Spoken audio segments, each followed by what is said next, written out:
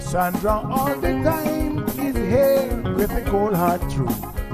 She's the ears and the eyes for me and you. Every day, everyone want to hear from Sandra. And every time on the air, she's getting better. Tell your sister, tell your brother, tell your mama. Call Sandra in the morning and in the evening. We always calling Sandra. And when they start fighting, they calling Sandra.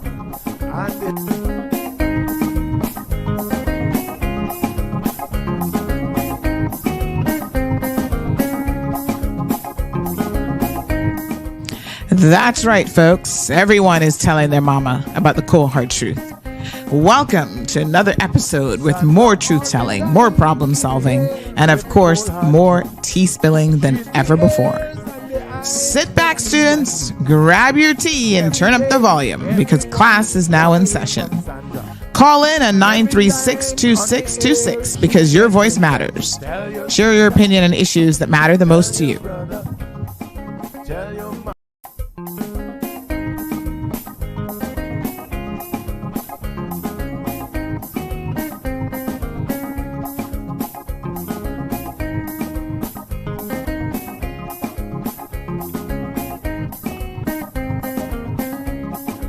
Sandra all the time is here with a cold heart true.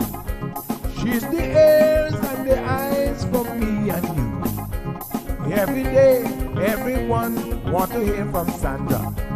And every time on the air, she's getting better. Tell your sister, tell your brother, tell your mama.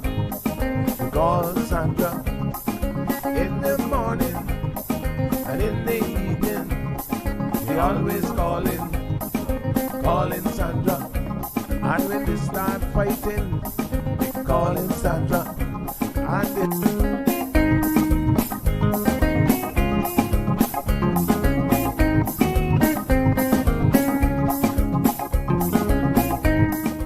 That's right, folks. Everyone is telling their mama about the cold hard truth. Welcome to another episode with more truth-telling, more problem-solving, and of course, more tea spilling than ever before.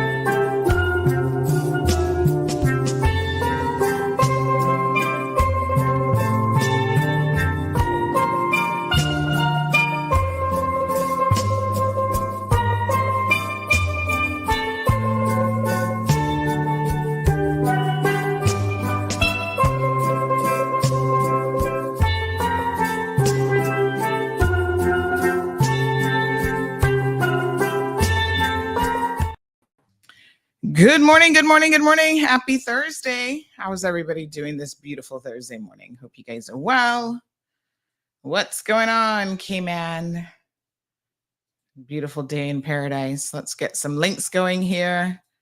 Good morning. All of you will do roll call in just a second. Oh my, time is just flying by. I know you guys like every morning, Sandy, you're always surprised. One thing that does not stand still is time. No, honey chill.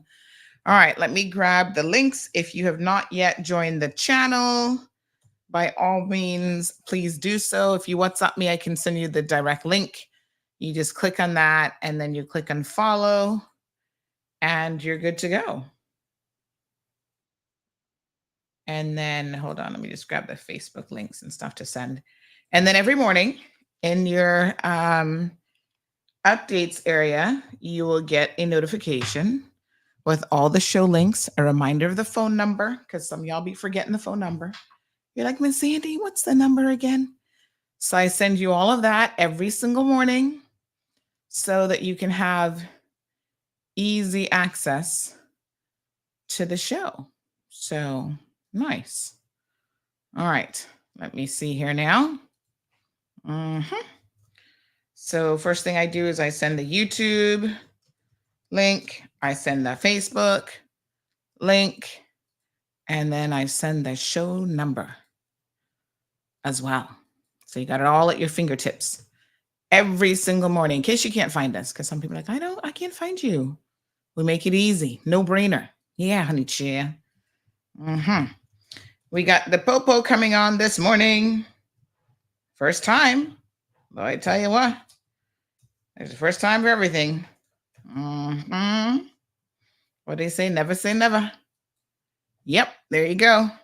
So everyone now has, sorry, let me put it in the correct area. Everyone now has the show link. Make sure you link up. Good morning, beautiful people. Okay, Instagram folks, let me press live for you guys so that you're in the know, in the loop. You are here with us. All right. Okay, roll call.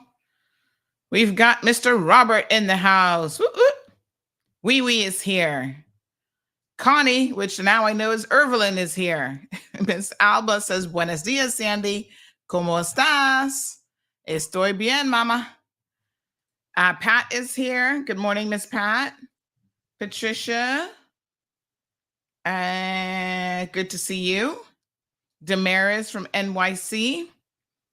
Abby says, although I've wandered far. Oh, yes, those beautiful lyrics for us, folks. Our national song. You know, I'm going to admit to being one of those people who kind of tends to hum along to it because, child, y'all don't really want to hear me singing. But I remember when Gigi first started to learn the words, and I was like, oh, that's what that word is? Oh, thank goodness for daycare and schools, I tell you what. I don't know how parents do homeschooling. I just don't even. During the summer, it's like a shortened version of homeschooling, but not really. Man, that takes a lot of discipline on the parts of the parents. Forget about the kids. Homeschooling is hard. You got to have a lot of time on your hands. Takes a lot out of you. Good morning to Miss Stephanie Brooks. She's here in the house. Good morning, Miss Steph. How are you? I was actually thinking about this recently. You know, I ran into Dad and he's buying some diapers. I was like, oh God. I said, oh, the good news is I feel like the diaper phase, it's long enough for sure. But, you know, that part of their lives goes so quickly. Like it's like, boom, and it's over. They're walking, they're running, they no longer need diapers. So I saw him buying diapers and I was like, oh, I feel for you. I was like, I feel for you because they're not cheap and they sure can go through a lot of diapers. And he's like, yeah, at what point do they get potty trained? I said, well, it happens. And I tell you what, there are different methods. There's like a method where you can teach a kid in a weekend. There are people who have done it and they're like, yep, it works. You just have to be on top of them like every 10 minutes, bathroom break, bathroom break. And it doesn't take long for their little brains to go, okay, I got to pee pee. But do y'all remember the first time? Does anybody remember the first time you put the little potty and you made them sit on it and you're like, oh, please, please, pee pee, pee pee, pee pee. And they're like sitting there like, what am I supposed to do? It's so amazing, right? And you know how you get through it as parents? Like when you're in it, just know that they always they eventually learn how to do it. I don't know any adult who doesn't know how to go to the bathroom. Like seriously, they will learn. And so it's just one of those things, parenting. But I want to do a shout out because funny enough, I was saying to him that in our case, at the time, Gigi was going to Tiny Tots. And I said, the aunties at Tiny Tots did a phenomenal job with the potty training. And so much so that when she was still wearing her pull-ups at night, they're like, Miss Sandy, why is she wearing pull-ups at night? I'm like, I'm not ready. They're like, yeah, you're not ready, but she's ready. You need to stop making her wear pull-ups at night. And I'm like, what if she has an accident? And they're like, listen, she is ready. You just got to let go. As the parent, you've got to realize that she is ready and just let it go. And I was just like, oh my God, are you sure? And sure enough, we're like, okay, no more pull-ups. And that was it. No accidents, no nothing. One time she had a little accident because she was still, she was so small that she stayed in her crib longer than she probably should have. And she wasn't really one of those kids like crawling out of the crib and stuff. So we didn't have any worries about that part of it. But she overslept. She was like really, really tired and she overslept. And of course, her bladder had to go. So one time that happened. But other than that, no problem. So I told him, I said, get her in a daycare that prioritizes potty training, that really knows how to do it, because they made the transition so much easier. And you know what else too I found is being around other children and seeing other children being able to go to the bathroom really helps encourage them. That's the positive side of peer pressure. Like they see other kids doing it and they're like, oh yes, I can do it too. Good morning, Mr. George. He says, I'm in class. Good morning. Strong Wilt is here. Says, good morning, Auntie Sandy and the CMR family. Have a wonderful day. Richard is here joining us from Round Rock, Texas. Richard, by the way, thank you so much for sending the video of you and your mom, the hashtag #IamKManian. I'm getting the other one done, hopefully by weekend. And I'm going to post that up and you and your mom are going to be in that one for sure. I have so many clips now that I'm going to break them up. I just want to do like 1 minute segments of each one. Well, we got a lot. So I wanted to thank you and your mama for sending that for me. I would love to interview your mom. I mean, I don't know what her stamina is like, but I'd love to interview her for Cayman Voices if she's up for it. We have the technology to do it remotely as well. So don't forget, folks, if you have an elderly Caymanian who's overseas, listen, we can make it happen. We can still get the interview done. Yeah, honey chill. Good morning, Cayman Kind. Everton is here. Just link me, send me a WhatsApp message and we'll arrange it. Miss Orlean says, good morning. Have a safe and productive day. Enough love. Olivia, Miss Lucille joining us. She says, Sandy looking lovely this morning. What's so special? Let me in. Marlon, are you going fishing? Fishing? No.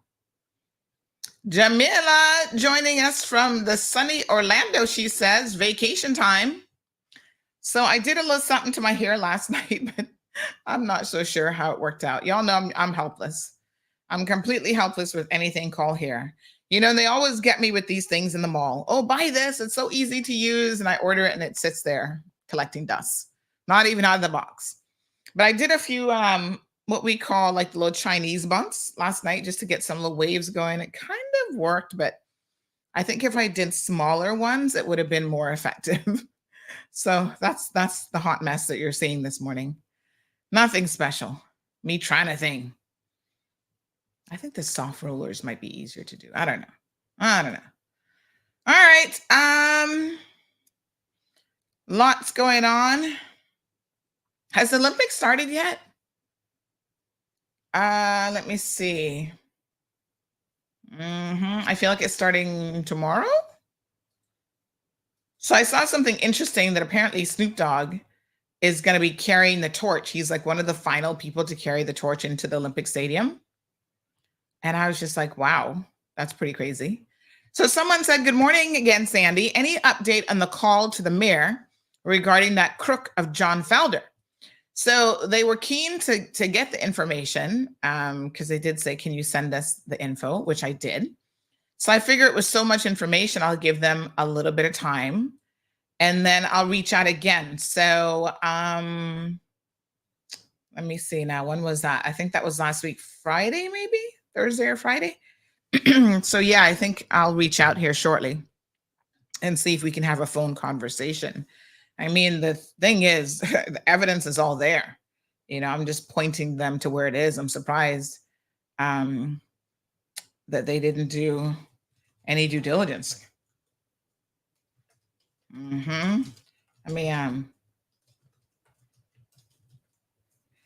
me see. Yeah.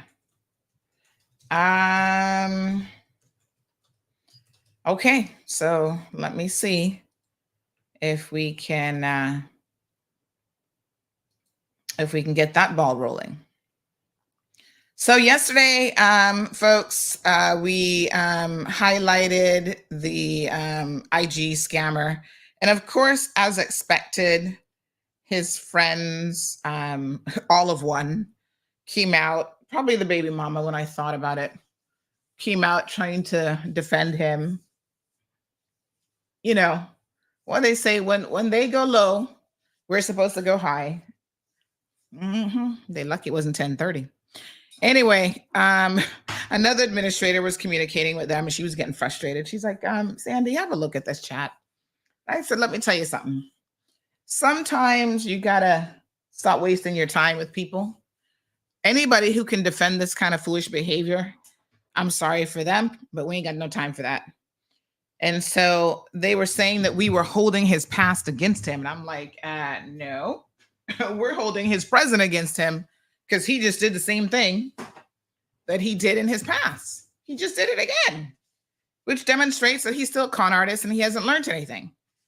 So we're not going to have sympathy for people who keep doing the same. Listen, you keep doing it over and over again. It's no longer a mistake. It's a decision.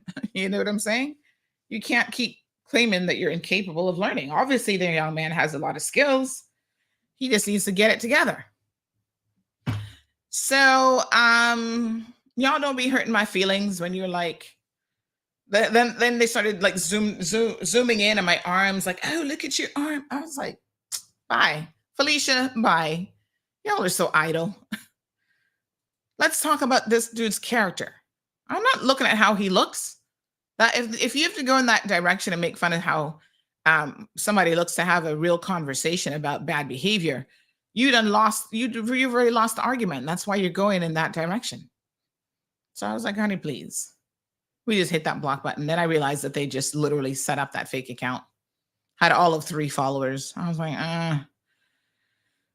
Karen, looking for the YouTube link. Karen, that tells me that you have not joined the channel. If you join the channel every morning, you're going to get the Facebook link, the YouTube link. So WhatsApp me and I will send you the join channel so that you don't ever have to ask that question again. Look at that. Morning, Ingrid. Thank you. I was just explaining that I was trying an amateur situation with the hair. Make sure you guys are moisturizing. You saw me just moisturizing because I'm horrible actually with these skincare routines. But you know, when you get a certain age now, you got to start thinking about it. Thankfully, I'm not a sun lover. Like I don't spend a whole lot of time out in the sun because I actually have a bit of a sensitivity to the sun. I learned that some years ago when I ended up in the emergency room with what was the equivalent of a heat stroke. And the doctor was like, we don't see this often in people of a particular color, but people do have heat sensitivity and you seem to be one of it. Like I was throwing up and everything. Oh my God, I thought I was going to die. And so they were like, yeah, you should probably stay out of the sun and stay hydrated. Drink lots of water. Yes, let me have a sip now. So Yeah, that was pretty interesting. So since then, I'm not a sun person anyway. But, if I'm going to go to the beach, I put on my hat, put on a little bit of sunscreen, and then I stay in the shade under the umbrella or something and take a nap. And then after about 30 minutes, I'm like, all right, I'm done with this heat. Take me back inside. Yesterday was so hot. Oh my God. People. Thank you, Ingrid. Mel says was watching Olympic soccer yesterday. I just saw something about that. So I guess certain events start a little bit earlier than others. And let me see here. Okay. So Argentina coach slams circus as chaos descends on Olympic soccer opener. Why is it that y'all always be fighting? What is it with soccer fans? So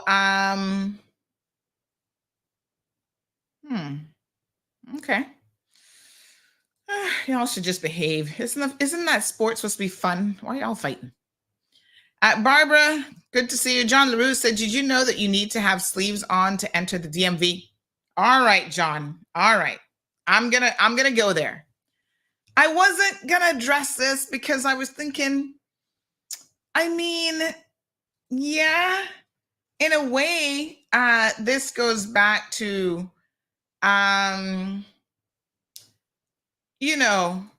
when they would tell you you've gotta dress a certain way to get into like a restaurant. So I was kind of like, I was going to reach out and ask them, is this a new policy? Because I got a phone call last week, and on Monday, I got a message saying, well, now I have seen it all. I've heard and seen it all. Are we still living in a free country? And it's in relation to this.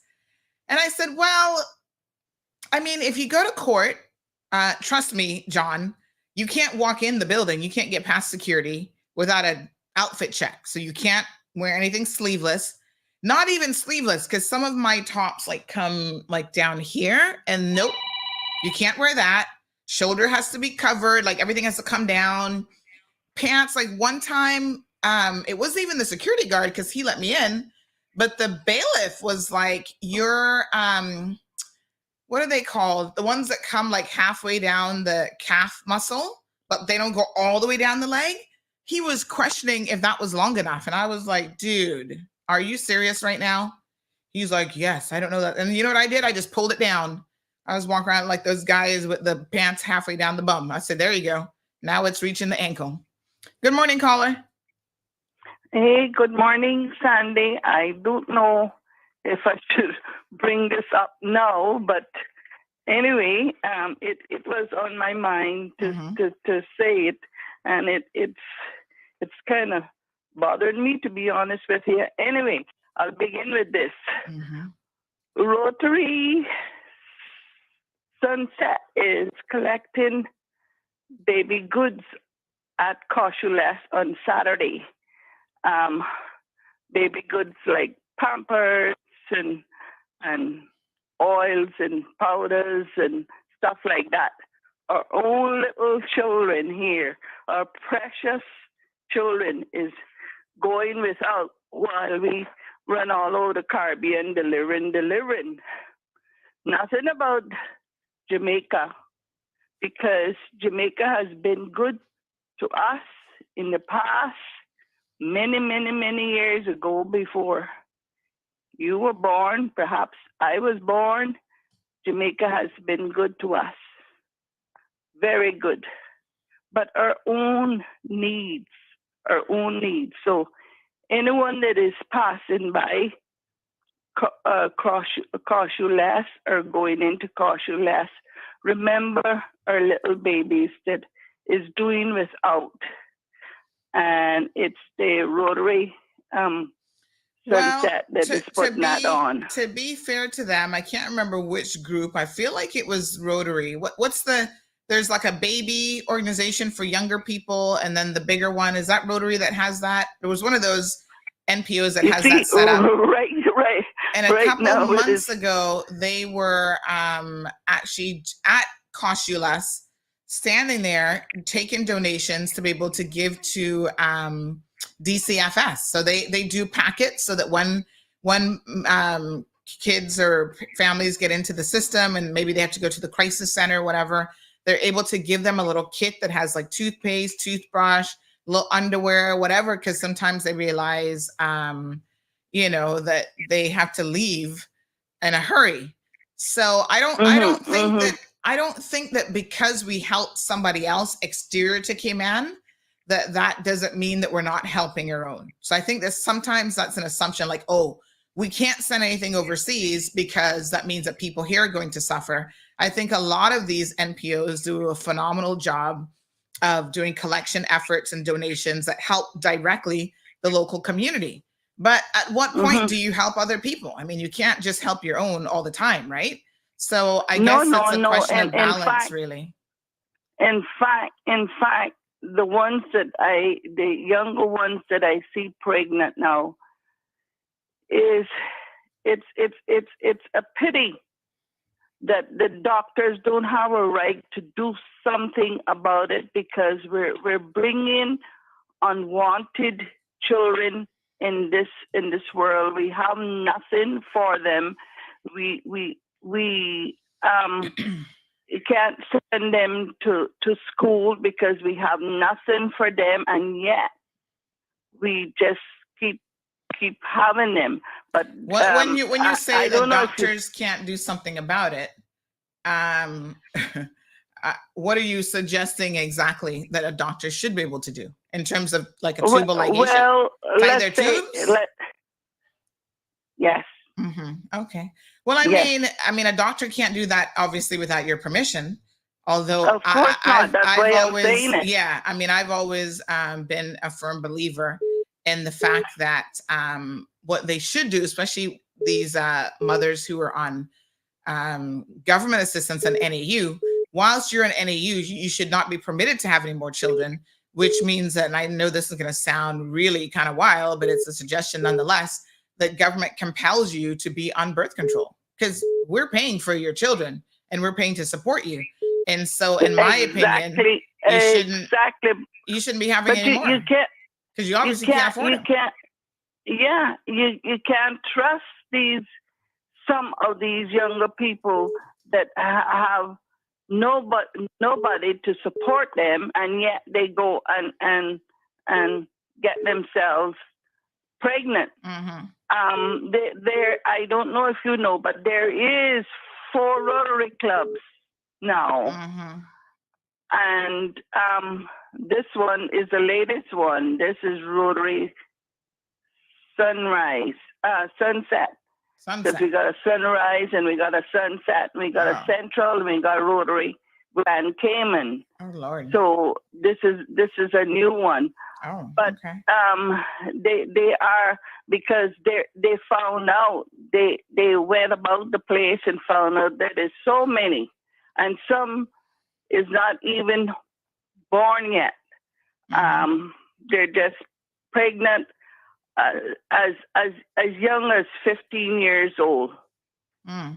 So that's why I'm bringing this up. Mm-hmm. To make people realize there is needy out there. There still is a bad need in the rest of the Caribbean and whatnot. Mm-hmm. But I mean, dumping it all the first time we have a hurricane. Now, supposing we have another. Well, I mean, the government. So let me tell you something. I think I feel differently when it's the government versus a nonprofit organization, right? So the government, I think, was on a donation spree that made me very, very concerned, because I'm wondering, number one, where are they getting this money from? Knowing what we know about their budget. Ask the public. And number two, the second part of that is, are they thinking that we are still in the early parts of the hurricane season? So the money that the $1 million+ dollars that they're giving away, are they aware that we may need that ourselves? But I think when it comes to organizations like the Red Cross, like Rotary and these other organizations, I think my expectations of them are a little bit different. And I think that they have the capacity, I'm assuming, to put together donations to go abroad as well. But thank you so much for thank for you the comments. Thank you very much, and good morning. Yes, thank you. So yeah, I mean, I'm of two minds because I firmly believe that charity starts at home, but I also believe that, you know, you should help your neighbor, and neighbor not meaning literally the person next door all the time, that sometimes that extends beyond your immediate borders as well. So, you know, like I said, I can't remember which NPO it was. I feel like it was Rotary, whatever the younger group is with the younger folks. Recently, I know maybe a couple months ago now, I was at Cost You Less, and they were out there taking donations. So they were encouraging people to actually go in the store, you know, purchase a pack of underwear, toothpaste, whatever. Like they had a list of things that they needed. And in fact, I'm trying to find the video. They were saying that, you know, it happens that sometimes they need these types of things off and on. So you can always make the donation, even if you were not in a position to do something that day. You could definitely do so at another time. So I can't remember exactly which organization that was now. But anyway, definitely one that and I gave a little donation. So they weren't really asking for cash donation. They wanted you to buy goods because apparently they put these care packs and stuff together. So, yeah, I mean, people need help, right?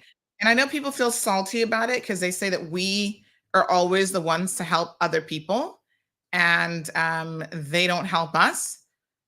But I mean, yes, I understand that as well. And I think that the way you have to look at that is you don't do things for other people because of what they can do for you. You know what I mean? You do it because you genuinely want to help and want to care. All right, John, let's talk about this. We do have Chief Superintendent, Mr. Brad Ebanks, here with us. So we're going to switch gears in just a little bit. But apparently this is the new signage. Let's have a look at it and see. At DVDL. So I suppose, if nothing else, let this be a warning to all of you. If you're going there, these are the new expectations that they have in terms of dress code. Now, I don't recall seeing this before. I don't go to DVDL that often, I must admit. But no revealing clothing. To me, that's problematic because what one person might consider revealing clothing, another person may not. So that seems a bit subjective. No low-cut tops. I'm assuming that's for women. They mean low cut in the front, like cleavage cut, or what?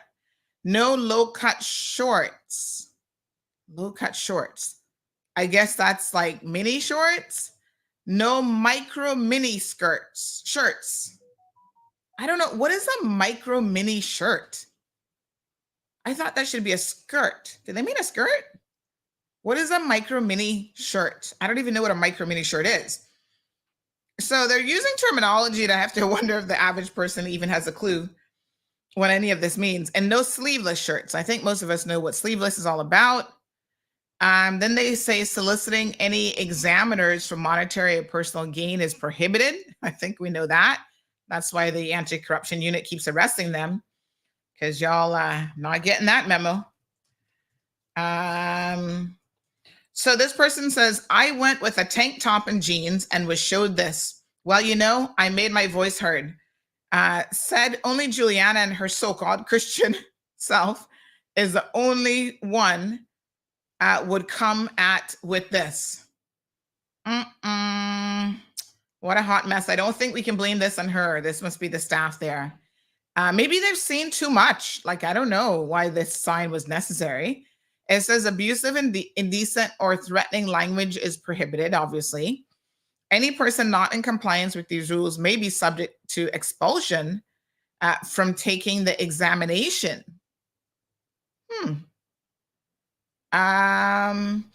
Now, this is kind of weird because it says that this is the dress code and ethics for written and practical exam. So let me understand it. If I'm not there for the exam and I'm just going into, I don't know, what else do you go to DVDL for? To do something with your logbook, a transfer, or something else, does that mean that this doesn't apply to you? Because it only says dress code and ethics for written and practical exam.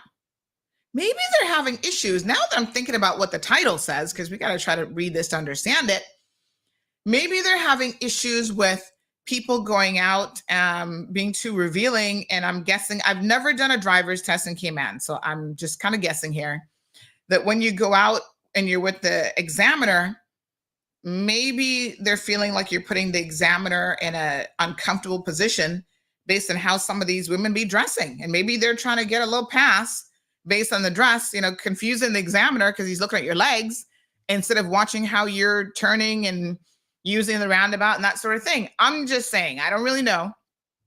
I'm just sort of thinking off the top of my head if maybe they've had issues with this. And that's why when you show up for the exam, they want you to be a little bit more conservative in your dress. What about for the written part? Is that the situation where you sit down with one person and you do the written exam in a room away from everybody else, so it's nice and quiet? Like I said, I've never actually been there to take an exam, so I don't know. John says, I can understand a sweaty worker in a wife beater. What the heck is a wife beater? But a lady in a dress? Strong Wilt says knickers. Symphonies, good morning. Symphony says, are we being selective with human lives? Well, I think human beings have always been selective with human lives. Let's be honest now. We'll seek some clarification. I'll reach out to DVDL and see if they can help us out here, because I'm not really sure what the sign is all about. Mel says, well said, Sandy. We have to lend a helping hand where we can, especially when it comes to the younger generation, which is this world's future. Symphonies, that did cross my mind, and that's why I asked her to clarify, because Symphony says, was she suggesting abortion? No, she meant like birth control methods that are probably permanent. Yeah, all right. Mel says that you have a lot of young women abusing the system, having children, child after child, and not even trying to get a job because NAU has been doing everything for them year after year. It's ridiculous to see the amount of healthy, capable young people sitting on there, and just collecting NAU benefits. And I could not agree more, Mal. It's ridiculous. And I kind of feel like with some people, the more we help, the worse it's going to get. Like, some people need to know what it is to have to work. I mean, get up and get a job for real. Darlene, good morning, says, as a child or children are born, if the mothers are on government assistance, it should be mandatory before those mothers are discharged from the hospital that they get the birth control injection. I agree with you. I mean, it's ridiculous how many people are on assistance and keep repeating the same thing over and over again. Abby is saying, do they have to wear a hijab as well? Shaking my head. Cindy says they've lost their damn mind with that requirement. My goodness. What a hot mess.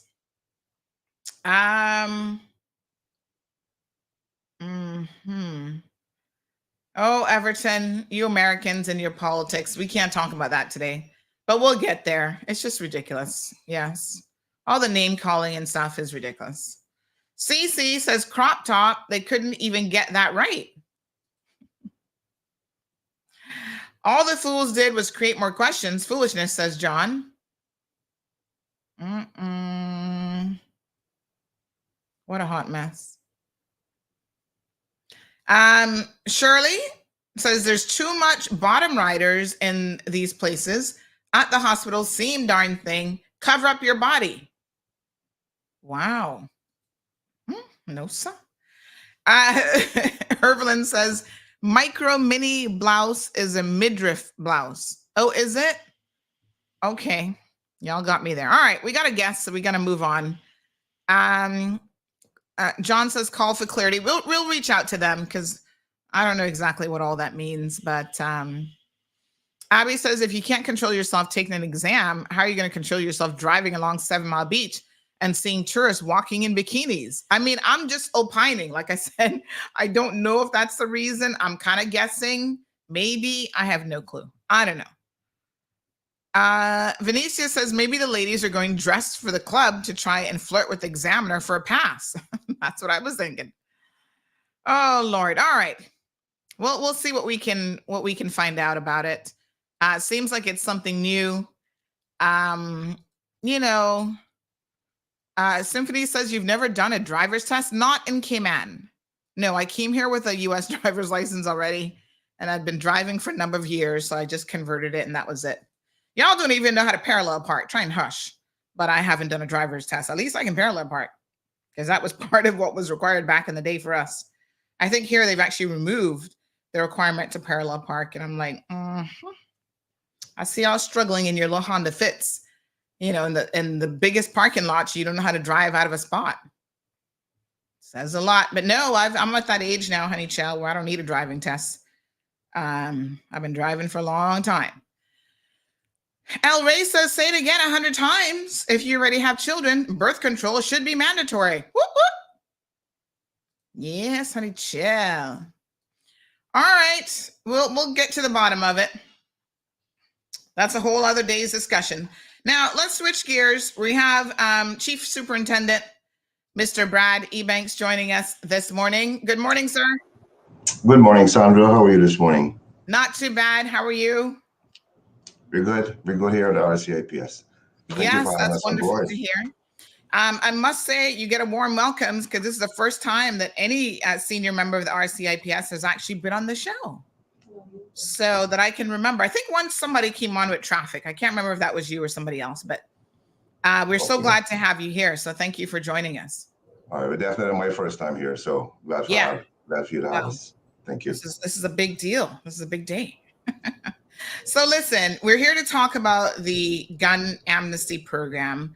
I saw one of our writers put up a story yesterday that so far you've only had one weapon handed in. So I'm sure that's not hitting the mark in terms of what your goals are. So hopefully today's program, we can get the gears moving a little bit. So it's been a minute since there has been a gun amnesty initiative. So talk a little bit about how long it's been and why the RCIPS decided to try again with the gun amnesty program. Okay, thanks. So Sandy, the last gun amnesty was in 2018, where we recovered 18 firearms and around 900 rounds of ammunition.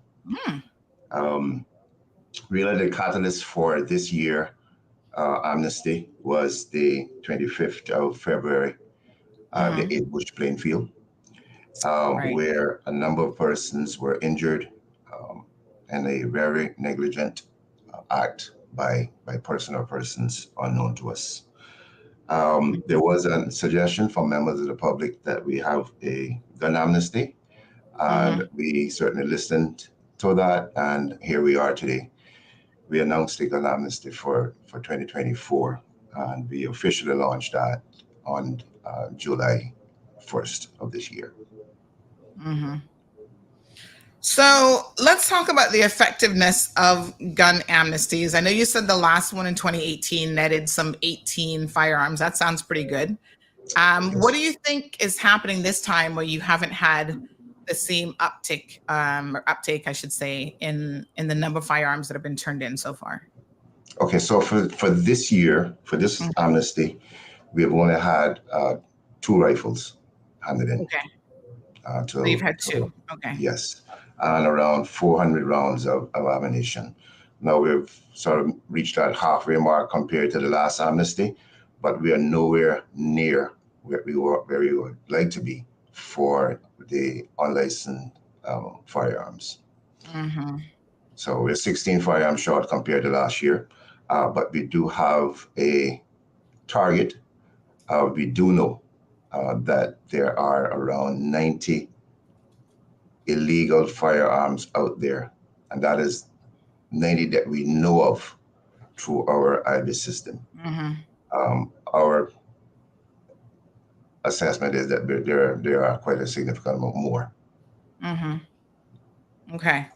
All right. So how does the gun amnesty work? Maybe some people are listening to the program and they know something or they want to hand something in. So let's go through the logistics of how someone who has access to a firearm can actually go about handing it in.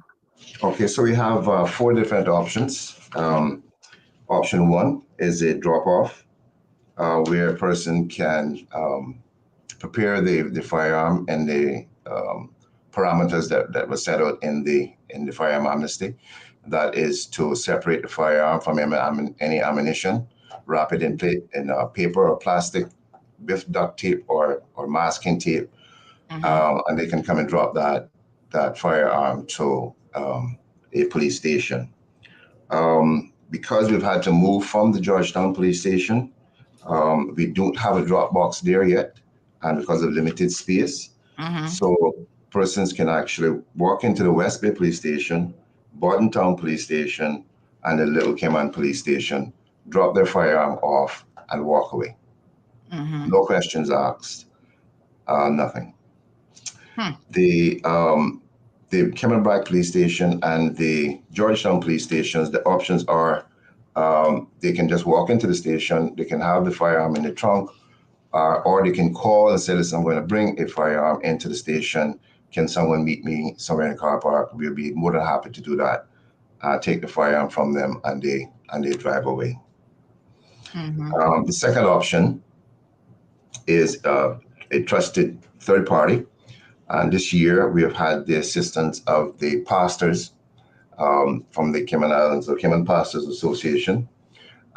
Numerous pastors from across the islands, including the sister islands, have again come on board with us.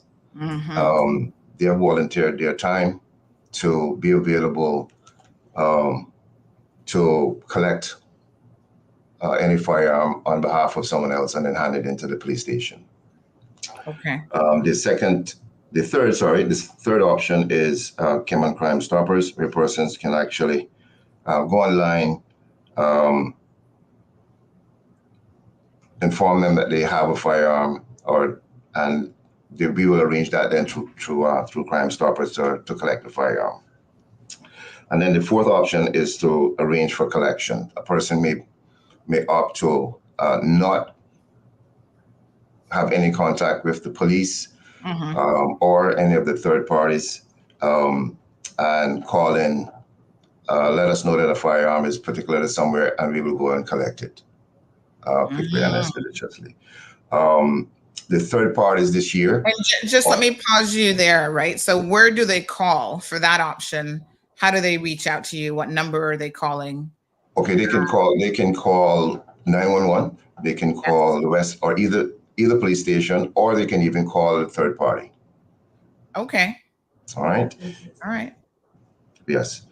We also have a number assigned to the gun amnesty. That number is 936-8026.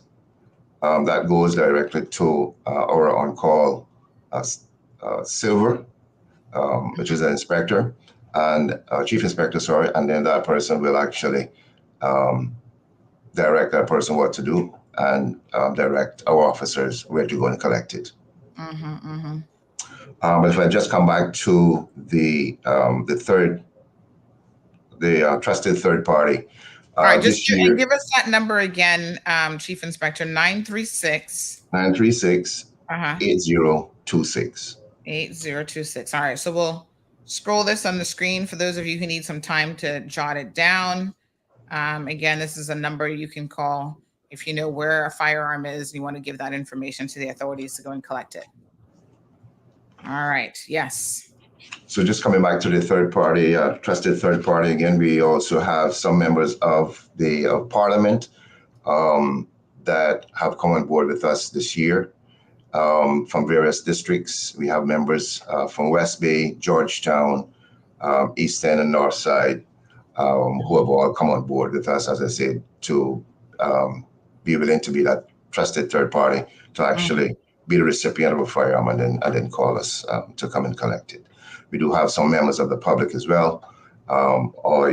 We did send a press release out with those numbers. I'm not sure if you have it. Mm-hmm. I'll have to go searching for it. Okay. But yeah, okay. So we've gone to quite extensive lengths this morning, this year to Yes. make it fairly easy for persons to hand in firearms. Mm-hmm. I can say that the entire process is safe for persons who are having concerns.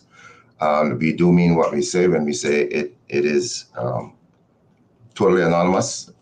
When we collect these firearms, we ask no questions.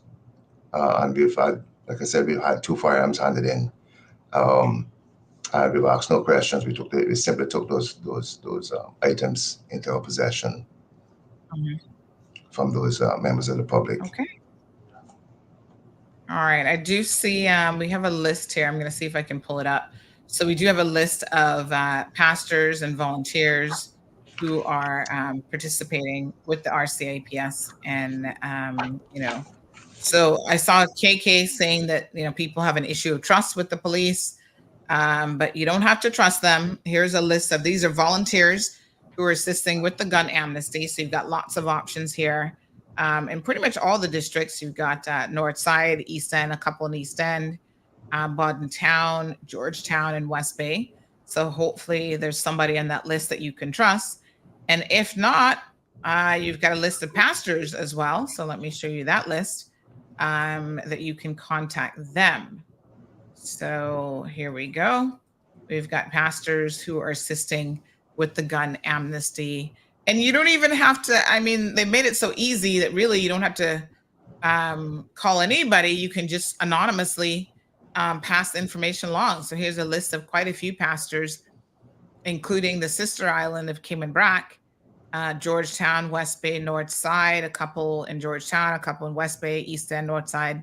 You can contact any of these pastors and they will assist with the handing in of the weapons as well.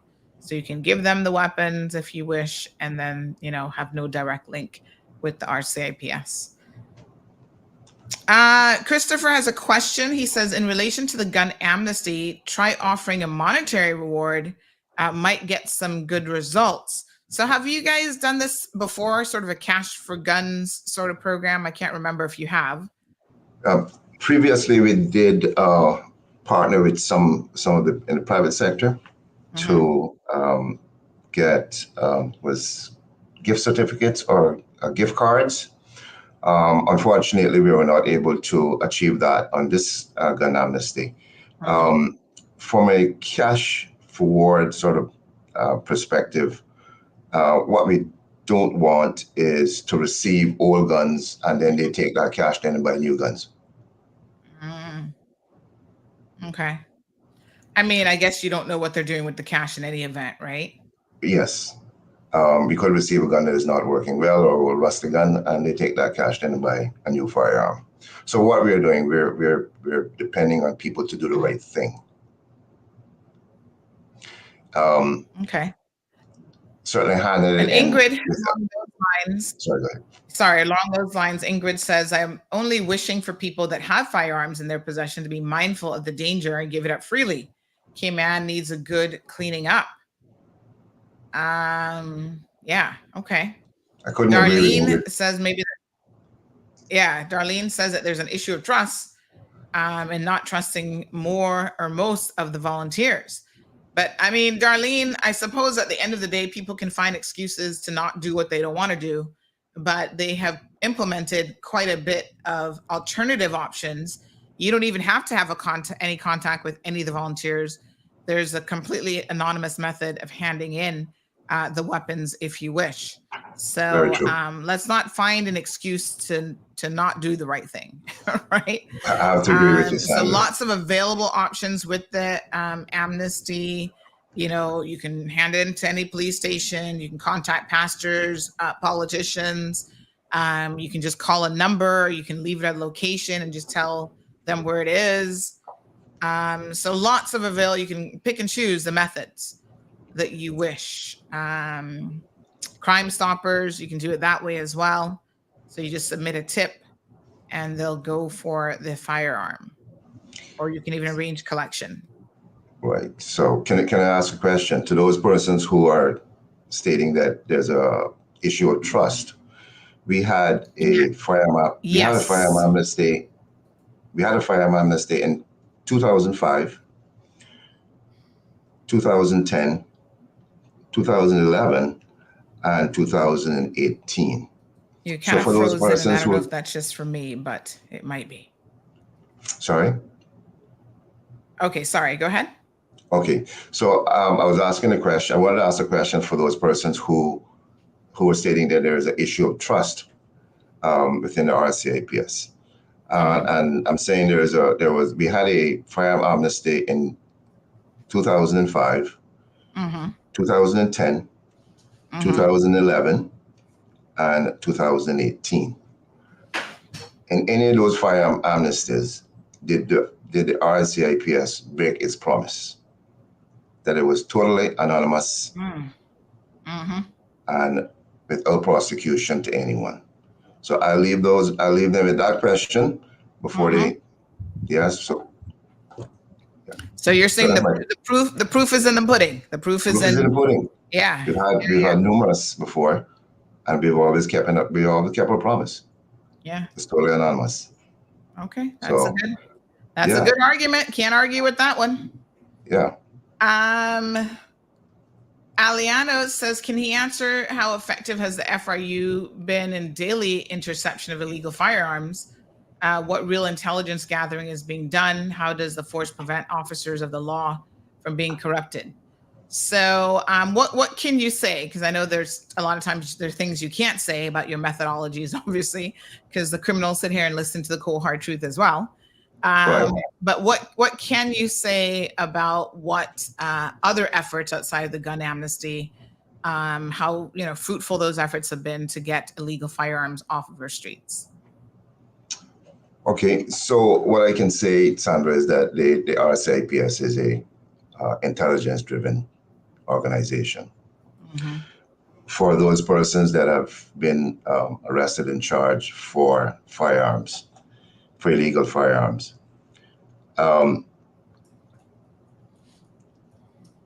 they probably, I would say, didn't expect for us to show up and knocking on their doors. So for this year, for 2014, we've had 15 persons that have already been arrested for firearm offenses. Yeah. Yeah. Okay. All right. We're still halfway through the year. So one person has a question. I'm not sure if you're in a position to answer this, but this is in relation to new recruits. They say, can you ask Chief Superintendent Ebanks when the new police recruits will hear when they'll begin training, as they've had to wait over a month and no response from RCIPS HR. So I don't know that falls under your responsibility, but how long does it normally take before the new recruits hear about training and scheduling and that sort of thing? Okay, I'm not certain about the exact dates that it's going to commence. I can certainly, if that person has a question, they can certainly send me an email, brad.ebanks@rcips.ky, or they can contact the training department at 946-2012 and make their inquiries there. I know that the process is in progress, but I can't give you any specific dates on completion of each stage at this time. All right, very good. Is there anything else in relation to the gun amnesty? So, folks, I see people asking about HR related stuff. He didn't come with that information, Mr. Amelia, so I don't think, again, he's going to be able to answer that. But he specifically wanted to talk about the gun amnesty program and to really encourage people to take advantage of this. And obviously, the more information you have available to you on how you can do that. So it's running for the month of July. We have about another week or so left, less than a week, in fact. The 31st is next week, Wednesday. So hand in any and all illegal guns and ammunition without fear of prosecution. July the 1st through the 31st. So again, lots of different ways to do that. You see a number on the screen, 936-8026. That's one way. You can also make contact with, a number of pastors that you see on this list here, as well as different community members who are acting as volunteers. Everybody from Mr. Arden McLean, Isaac Rankin, Jay Ebanks, Davis Scott, Joey Woods, Dorleen Welcome, Dale Ramoon, Vanda Powery, and Katina Anglin in the District of West Bay. So all over the island, those are some of the people who are willing to assist you so that you can turn in these illegal firearms. Mm-hmm. All right. Do you ever have people who, I guess this wouldn't really apply to them, but if they have a lawful firearm that they feel like they no longer need, can they participate in the gun amnesty as well? Can they bring it in and say, hey, I'm just going to give up my firearm? Yes, Sandra, can you hear me? My screen is blank. I'm not seeing anything. Oh, yes, I can hear you, but you are frozen. But we can hear you. Okay. But first of all, let me. There's some good news this morning. We're actually going to extend the gun amnesty. Oh, good. Yes, until Sunday, the 11th of August. And part of that reason is because we actually started the gun amnesty on 1st of July, which was a public holiday, immediately followed by Hurricane Beryl. Right. So we practically lost a week there where persons would have, the focus really was on the hurricane. Yes. Nationally. And we didn't really get to drive the gun amnesty the way we wanted to. Mm-hmm. So we decided that we would extend it with the cooperation with the director of the DPP. So until 7 p.m. on Sunday, the 11th of August, the gun amnesty will continue. Wonderful. Very, very good. Thank you so much for, okay. Yes. Thank you so much for sharing that. Okay. I'm not sure if it's on your end or in mine, so I'm just going to refresh the screen for one quick second. Anthony does have a question. I'm not sure if he's going to be able to answer this question, Anthony, but we'll certainly ask it. He says, how can Katina Anglin be involved in a firearm amnesty? Her son was involved in multiple murders and firearm offenses. So how do you pick your list of volunteers? Do they reach out to you and say, hey, people in the community trust me, they'll give me their firearms? Or how do you put that list together, I guess, is a better question. Well, we've looked at people who we thought would be most effective. And mm-hmm. I would say, just bear in mind, Katina Anglin did not commit that offense. Right. Yeah. And she knows firsthand mm-hmm. what it is to lose a child due to firearm violence. Mm-hmm. Because we've said, we've announced many times, is either prison or death. Yeah. Mm-hmm. So she's lost a son as well. So she knows. And anyone who we thought that would be effective in us trying to achieve our objectives in this firearm amnesty, we were more than willing to have on board. So let's not target anyone to say, how can we pick any particular person? Mm-hmm. If you think that she can help, we more than happy to have her on board. What I would say what that person needs to do really is to speak to anyone that they know who has a firearm and encourage them to hand it in. Let's be positive here. And I want to ask a question really and truly, because I want to be a little bit more assertive here. Mm-hmm. Anyone out there in our community, whether they have a firearm or not, what good have they seen derive out of persons having illegal firearms? Answer me that, and then I'll take it from there.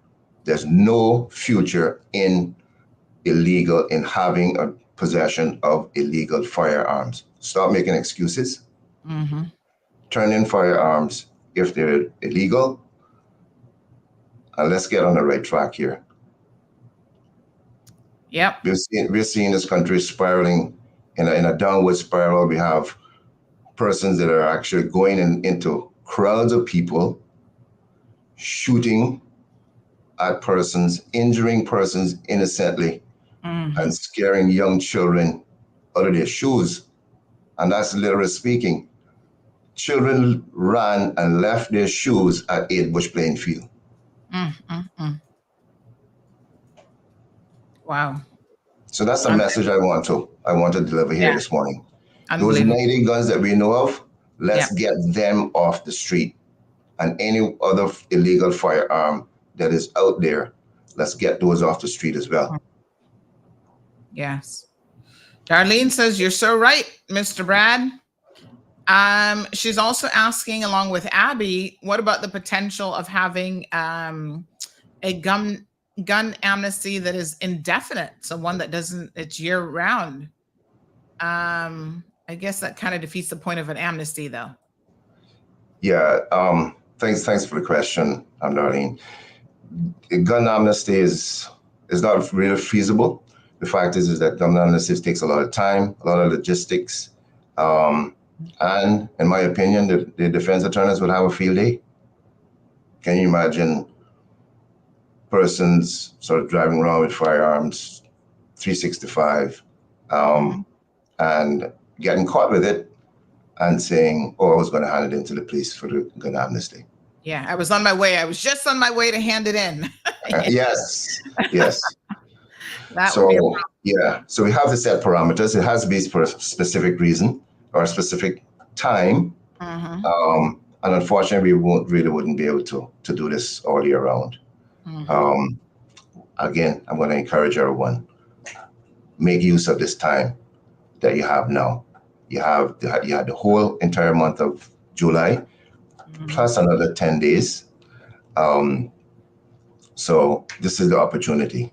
Hand in your firearms, and get it done. Just do the right thing. All right, Miss Darlene says, okay, makes sense, Mr. Brad. Charles, good morning to you, sir. Says no excuses at all, only encouragements to turn them in. So Faded Mary Jean says you'd be surprised how many Caymanians here have guns, born, bred, grandmother, grandfather, great-grandparents were Caymanians. Badness is not limited to a specific country or nation of people.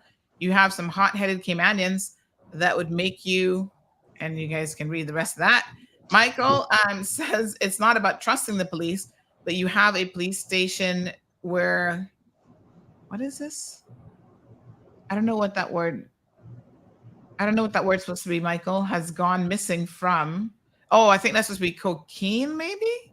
Has gone missing from, motorbike has been stolen from, the police station can't be that secure.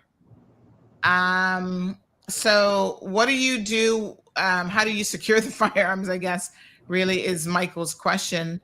Once you have them, do we have any concerns that these firearms, by handing them to the RCIPS, may go missing? So we've actually upgraded our security system. I won't go into any details, but we have enhanced our security at all stations, and we've taken measures to actually alleviate any of those incidents from happening again. Once again, I think someone asked a question earlier, what about other firearms, like persons who have a firearm and does not intend to relicense it? All those items, all those firearms, we'll be more than happy to take. In fact, we've actually one of the firearms handed in was one of falls within that category. So I think once again, I think that we have gone to extensive lengths. We forgot to make it easy and continue to make it anonymous for persons to hand in firearms. It's really difficult for me to sit here and say that persons don't have the confidence in police that they can actually hand in a firearm and walk away from it. I would say the proof is in the pudding, as you mentioned earlier. We've had previous amnesties, and we've never come back and said, "I'm sorry, we're going to have to prosecute or arrest you because you handed in a firearm." That's not what a gun amnesty is all about, and we don't intend to take it in that direction. So, yeah, the thing is to get firearms off the street, get people to look at things differently, look at life differently, and stop this downward spiral where they are taking the country, where persons do not feel safe to go in a public place because of gun violence. That is the key, is what we need to understand. That is key. Wow. Faded Mary Jean says, what about if there are bodies and the guns handed in? Will you, the RCIPS, extend the amnesty to murder? I mean, I don't think so. So I think what she's asking is, once you get the firearms, are you doing anything with them in terms of like testing them to see if they're connected to any crimes? Well, what we will do, we will check the firearms to see if it is one of those 90 firearms that we know that are out there. Okay. That's how we can say now that the two that we received are still, those 90 are still out there. Okay. So it really wouldn't make sense for us to do an amnesty, tell you that we have 90 firearms, and then don't check to see, okay, well, we actually received. What you know. Yes, exactly. So we know, okay, well, we have 0 left on our streets. That is our objective. A bit ambitious, but at the end of the day, we would like to remove all 90 of those firearms. All right, Faded Mary Jane, hopefully that answers that question for you. So again, we want to encourage people. I'm just going to throw this up here. This is from the email. These are the different options available to you, 4 very, very distinct ways in which you can hand in your firearm. You've got option number 1, which is a drop-off option at any police station. There's drop boxes in place for those, West Bay, Bordentown, Little Cayman. Now, I'm assuming if it's a larger firearm that can't be placed in the drop box, they'd have to utilize one of the other options. But there you go. There's no drop boxes at the Georgetown or Cayman Brac or East End station. So again, you call the number that you see scrolling on the screen, which is 936-8026, to make arrangements at those stations. You can do it, option number 2, via a trusted third party. And again, we've showed several lists of pastors as well as different community members that you can get to assist you in handing it in. You can, see that list on the website, rcips.ky/gun amnesty.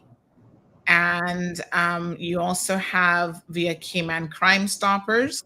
So you can submit a tip there about the location of a firearm. And then number 4, arranging collection, again, by calling the number or any police station or contacting a police officer that you know and trust. So there are those options, 4 options, folks, lots of different ways that you can participate in the gun amnesty program. Now we hear it here this morning, exclusive. It has been extended further to give people ample time to the 11th of August will now be the new cutoff date instead of July the 31st. So no excuse, folks. If you know where a gun is, or if you have information about an illegal firearm, by all means, help your community. This isn't about helping the RCIPS. This is about trying to help our communities be safer. And again, Mr. Superintendent, Chief Superintendent Brad Ebanks has said that the sort of motivation behind this current gun amnesty is what happened earlier in the year at the Ed Bush Field, which was shocking to all of us. I mean, it was, you feel like there's certain things where you have a turn in your community, and in this instance, it's not a turn for the better. And it was one of those things that we never thought we would see on our beautiful little island of Grand Cayman. Very, very shocking. And anybody involved in that incident, or you have any information, I would encourage you, like any other crime, to obviously report it to the police, because they still want to bring those people responsible to justice. Mm-hmm. All right. Anything else that we need to cover in relation to the gun amnesty?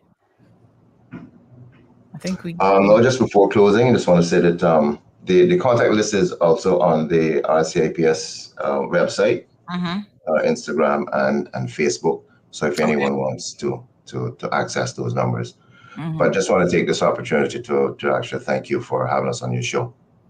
And I'm sure that if anyone contacts you about an unlicensed firearm, that you'll pass that information on to us as well. Absolutely. So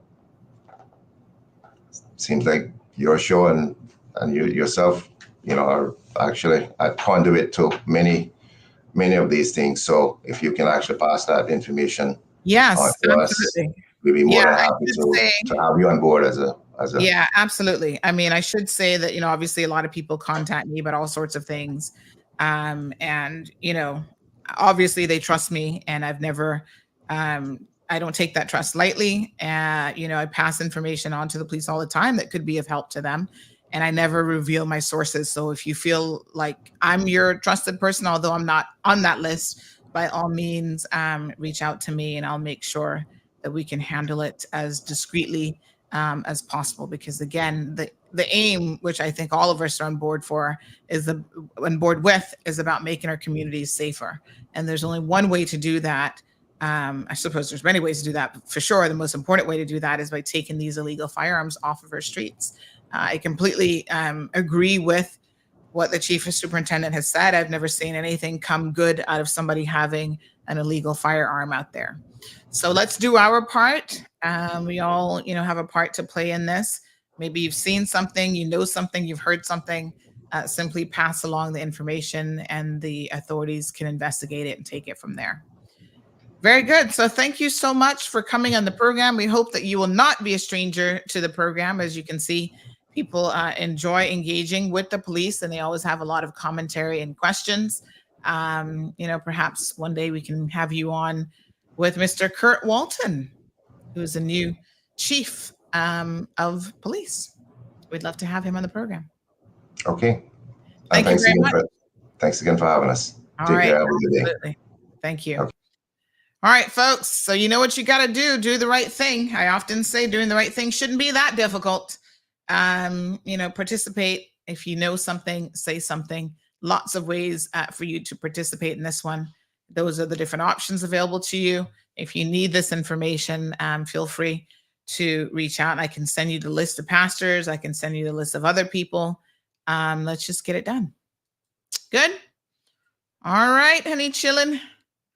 Everybody's good? Okay. Shall we take a commercial break? Crichton Properties is one of Cayman's most trusted real estate companies for over 50 years. We offer a diverse selection of property listings and help our clients navigate the world of buying or selling their properties with confidence. Crichton is a name you can trust with our excellent customer service and family-friendly touch. Contact us today to list your home, land, or condo for sale by calling 949-5250 or email info@crichtonproperties.com. Crichton. Recover Personal Injury Attorneys, helping injured people get what they deserve. Did you know that insurance companies have lawyers that represent their interests? Before signing and accepting any settlement, know your rights. Call us today for a free consultation at 924-9999. That's 924-9999. Recover. Your personal injury attorneys are on standby to assist. Are you tired of overpaying for TV services? Can't figure out VPNs? Constantly missing your favorite TV shows? And no access to the good stuff on streaming services? The frustration is real, but it doesn't have to be. Contact Roque, Cayman's streaming pros. We'll put you back in the driver's seat in front of your TV. Call, WhatsApp, or message Roque today on 926-1213. Roque is not a TV service provider. Terms and conditions apply. In the mornings, no one wants to miss listening to the Cold Hard Truth or reading CMR. Cayman's #1 news platform has made your morning commute fun again. Pass this time with the Cold Hard Truth on weekdays from 7:30 a.m. Talk radio that's engaging, entertaining, and enlightening. But be careful. Some mornings it's so hot, you might run into a bit of trouble. All right, folks. Yes, sir. Welcome back. 936-2626. Phone lines are open. Do feel free to give us a call. So somebody on Instagram said that they went in to the DVDL in a long dress. And hold on, I'm trying to find this comment. But because I guess it was sleeveless, they said they didn't even allow me to walk in with a long dress because my shoulders were showing. That was DVDL or the court? Because I tell you what, you definitely can't get into court with any shoulders showing. Court has very, very strict, dress code. They actually keep a shawl there. Sometimes what I do is in my car, I just try to keep a shawl or a jacket in the event that I have on an outfit. I'm like, oh man, wasn't planning on going to court today, but here I am. You can just grab that jacket, just keep it in the trunk of your car all the time. Comes in handy. What a hot mess, though. And someone also mentioned that they are aware that apparently they have it now. The same signage is at immigration as well. Oh, Lord have mercy. What a mess.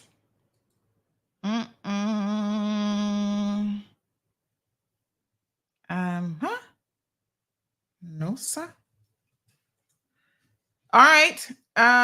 Somebody says they need to go to these homes of these people and search their house, car, boat, tires, yard, etc. Well, they need tips to do that. The police can't just show up randomly and start searching everybody's yard. So, people need to speak up. Honey chill. Ingrid says the Cayman Islands doesn't have firearm stores like other places. Oh, when did this zoom in? Oh my God. They're all where's the firearms coming from? Fishing boats that is coming from what? Inherent countries should be searched before allowing the people to disembark these boats, just saying. Oh, from different countries. You know what? I kind of don't mind this. It's a little bit close. I mean, you can see all my little skin tags and everything, but this one isn't entirely bad. Shall we zoom out just a little bit, though? I feel like we should zoom out a little bit. Hold on. Not in. Out, out, out, out.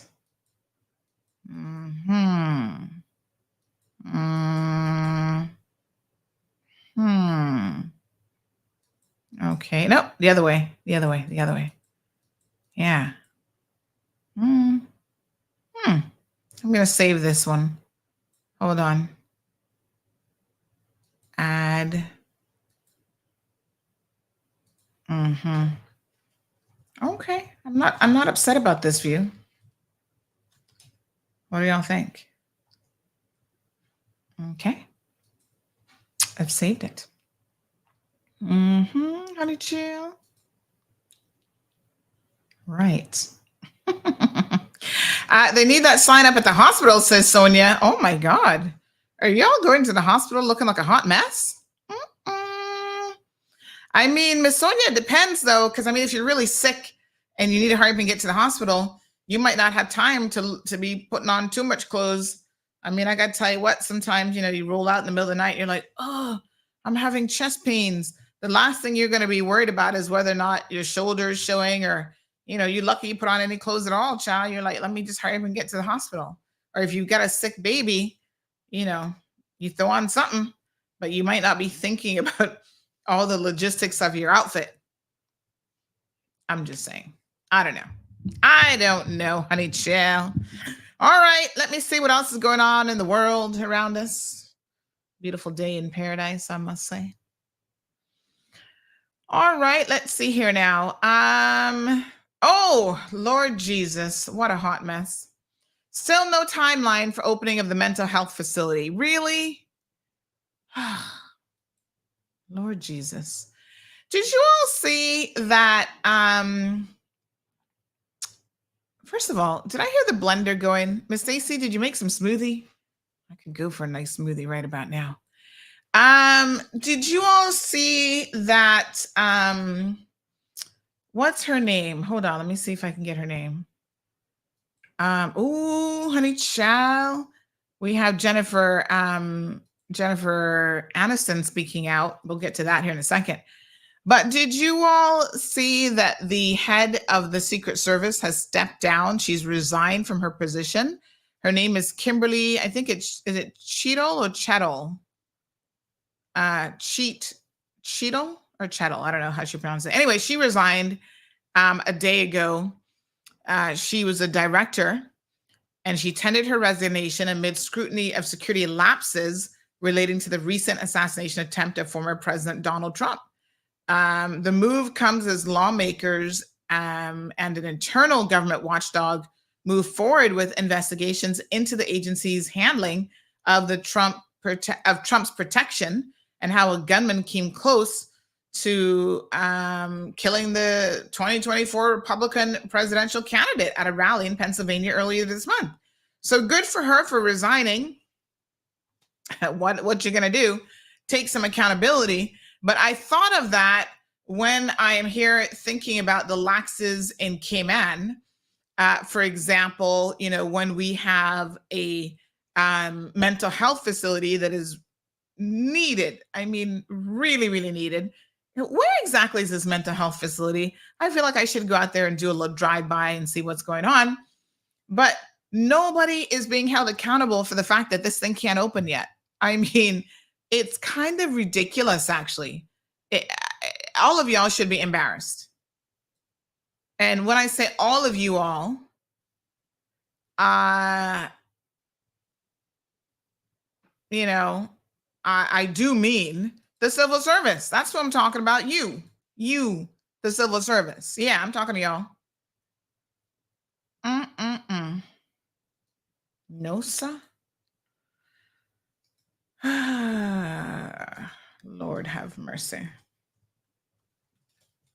No.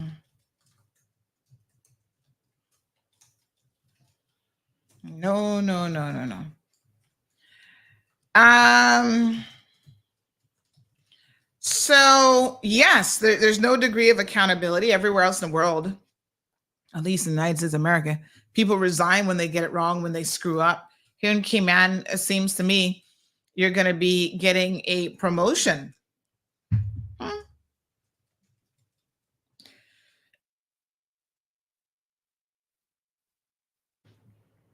Excuse me. Oh my goodness. Oh, somebody cussed me saying that I'm ending the show at 9 o'clock. No, the show goes till 9:30, honey child. Try to remember. Ay.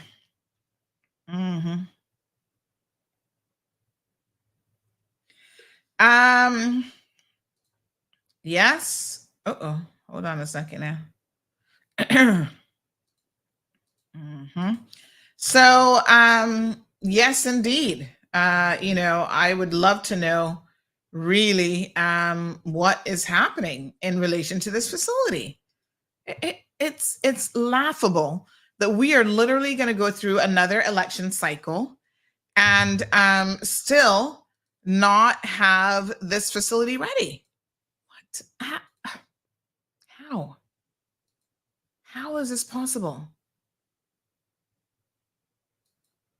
Oh my God. Ugh. It still can't get the planning, what's it called, CO. Really?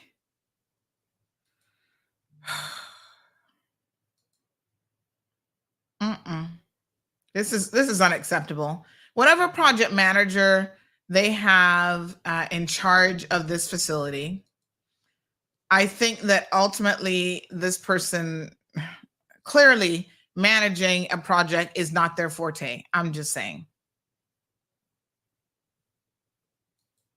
Ridiculous. All right. So in case y'all missed this story, we have it up on the website. Still no opening date, no nothing. Mm-hmm. The Point Siena Residential Mental Health Facility, according to the minister, that she would not be providing another estimated timeline. Wow. Some heads need to kind of roll for this type of situation. Why can't they get the place open? Anyway, they've got obviously the director hired. Somebody did ask me about that. So they said, really, we're paying a director who can't even start working in earnest because of the fact that the facility isn't open.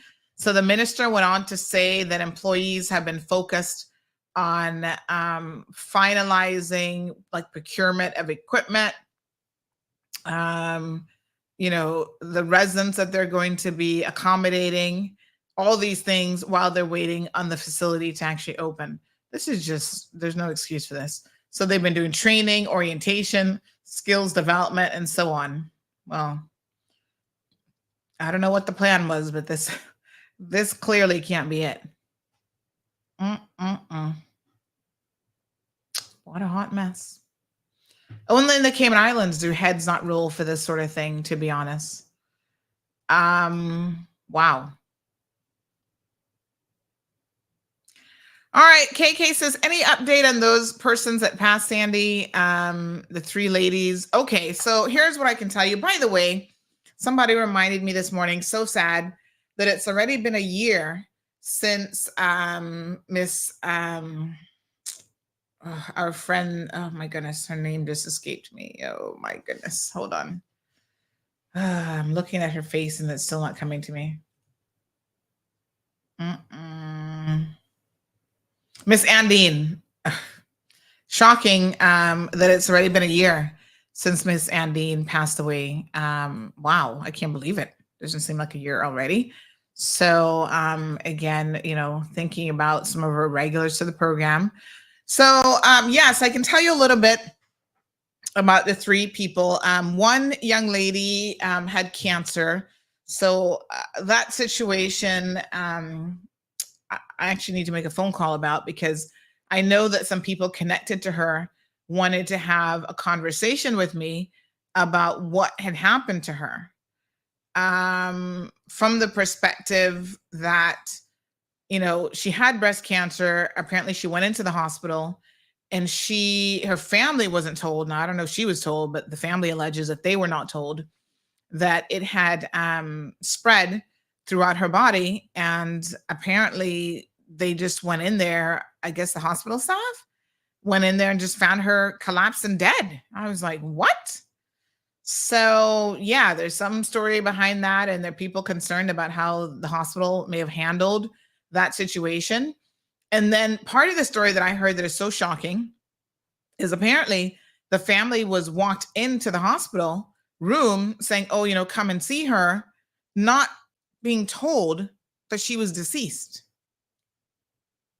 I was like, what? Come again? I need to make a phone call today, because I'm just remembering now that I had promised him over the weekend that I'd return a phone call in relation to this. Mind blown, just a little bit, to say the least. Wow. I don't even know how to respond to that one. That's crazy. But okay, she had been sick. And then the other person who died, it was all within like one person the night before and then two that morning kind of thing. So it was all very, very sudden.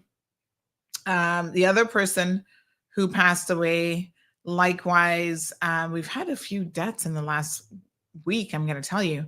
Quite a few, actually. But she also had been sick. And, she was diabetic.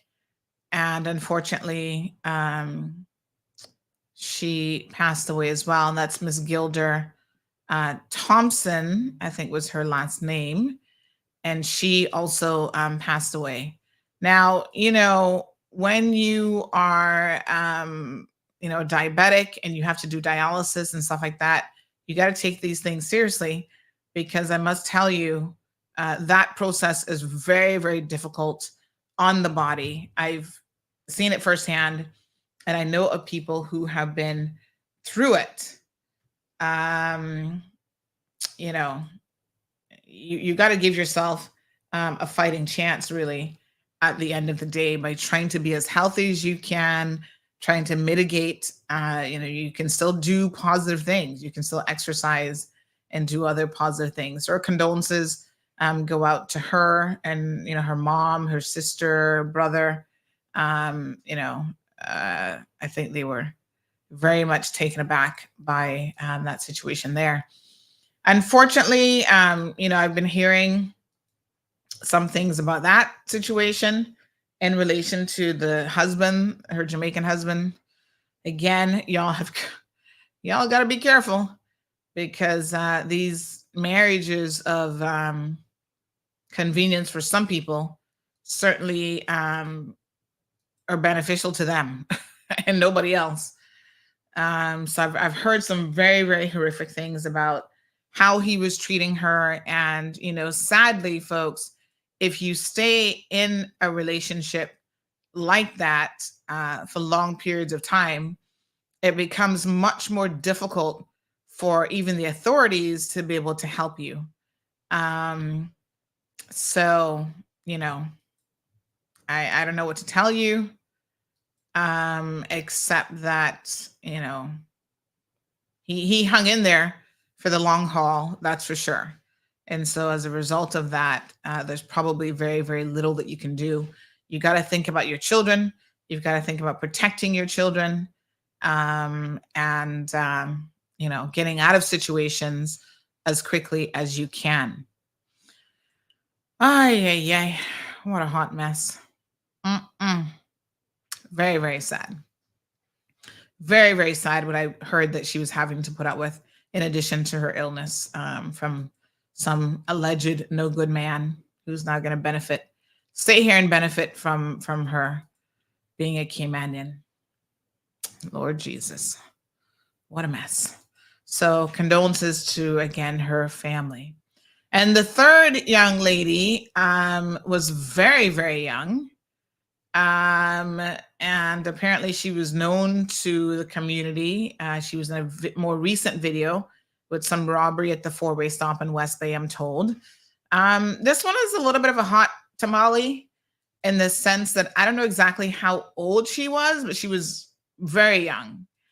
And some of you were saying that she was found unresponsive down in Scranton. There's speculation about what may have happened to her, because she was known to indulge in, I guess, certain behaviors.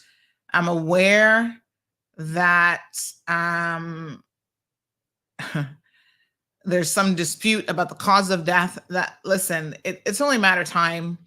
The authorities, the police, will certainly do a autopsy and the cause of death. It's a matter, these inquests are a matter of public record. So, y'all can argue about it all you want. If it was an overdose, it's only a matter of time before the public will know that. There's speculation that that's what it is. Obviously her mom has said people should stop speculating because they don't know. I mean, she's technically right. None of us know what the cause of death could be. But an otherwise healthy young person doesn't normally just drop down for no reason. So, having said that, eventually it'll come out. And I mean, the truth of the matter is there have been a number of instances in recent times when young people, both Caymanians and expats and visitors and residents alike, have been dabbling in activity. And I have to wonder if they recognize what it is they're dealing with, because all of a sudden, they're unresponsive. So recommendation is to stay away from anything called drugs.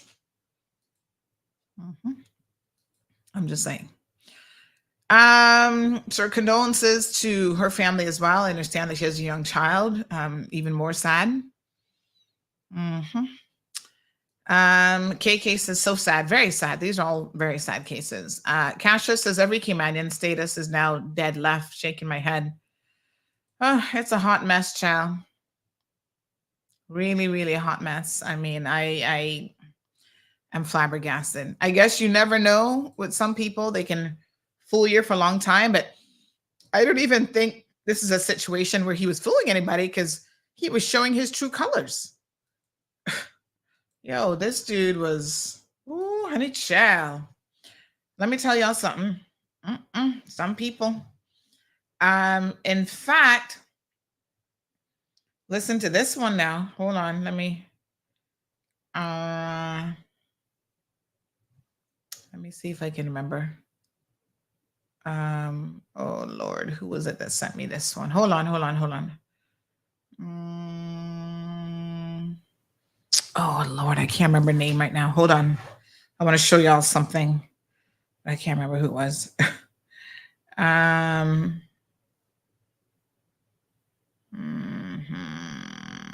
Okay, hold on. I think I know how to find it.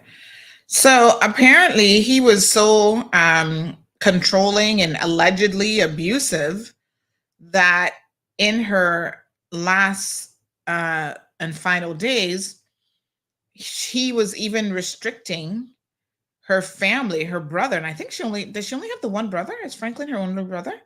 He was actually restricting her brother's access to her. Child, could never be. No, sir. Y'all got to do better now. Now, if the person never had a relationship with their sibling, that's a different situation. But when you have people who've had a loving relationship with their family members, how on earth can you come in and try to cut off, they're sick and that's their last, they're on their last.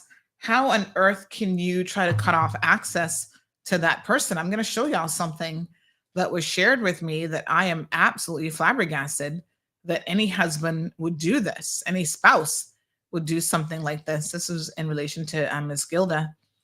But look at the note that he left with the hospital staff to basically say that restricted visitor. She was in critical care unit, and the husband instructed that her own brother was restricted from seeing her. Honey child, what you saying? Yeah. Pretty wild, right? Unbelievable. Huh. No, sir. This is crazy. Y'all need to, wow. My God.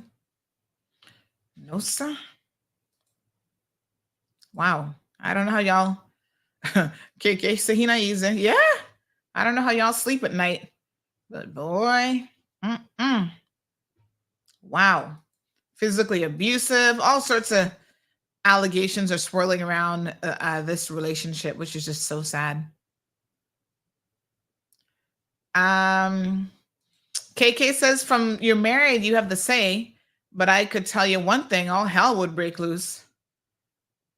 I mean, sadly, sometimes you just don't want to cause any drama, so you kind of walk away and you leave it. But wow. And the sad thing is the brother lives overseas. So it's not like he would have had, after he left Cayman, he would not have had many opportunities to see her. And I think that he actually left, my understanding is the day before she passed away, he left and he was only able to see her once during his trip. And then he left the day before she passed away, to start to journey back home to the UK, and made it as far as Florida and had heard that his sister had passed away. Sue says, wait till karma gets a hold of him. My God, so cruel to this lady. Unbelievable. KK says he sounded like he not have a grain of sense. Well, I mean, I don't know if he got a grain of sense or not, but obviously he was thinking and looking out for himself and his own best interests based on what people say. Now there's stories about how she wanted to get a divorce. Folks, let me tell you something. If you're in a situation where you are being abused, and you're sick, and the abuser is your spouse who is just sitting there waiting for you to die, so that they can get your house and pension and all this kind of stuff. There are ways to expedite a divorce proceeding, and you should contact. You can get pro bono. You can get it done for little to nothing, no cost to you. And I would make that suggestion that you prioritize getting it done. And you also don't just talk about it with family members and friends, but you also send in a letter to WORC letting them know that the marriage has irretrievably broken down, and you do not wish for this person to be able to get status off of you once you passed away. Just be very, very blunt about it. But you've got to document it, because unfortunately, if you don't document it, I think you're going to find that it's going to be very, very difficult for anybody now to step in and do anything in relation to, to prohibiting him from being able to stay in the Cayman Islands. Sorry, my apologies. And my understanding is she even had his work permit, because she set up a company, a lawn company or something, so that he could go out there and have some work. Y'all be doing the most for these people, and they're not reciprocating. I'm sorry, but you got to find people who bring in something to the table, and at the very least, not abusive towards you. There's another Caymanian who recently passed away from cancer, heard the same thing. Some Jamaican guy married her, and I'm told he's actually a police officer, and he was horrible to her, verbally and emotionally abusive, and all sorts of stuff. I know that you're vulnerable, and I guess you just want somebody around when you're sick, but geez and peace. Don't pick up any and everything. Let me see something now. I'm curious. To see the business license. Hold on here now. Let's see. Yeah, so she had taken out a business license, and was, was allowing him to be able to have work that way. But let me just have a look here, honey child, and see something. Oh my goodness, such a sad situation. He's just wicked, says Miss Sue. KK says he didn't realize that he has to face a family all the same, and he's now on his own without protection. He better start run from now. Well, unfortunately, I'm going to tell you the truth. Most young Caymanians not doing nothing to protect your own family members. So, what are you going to do?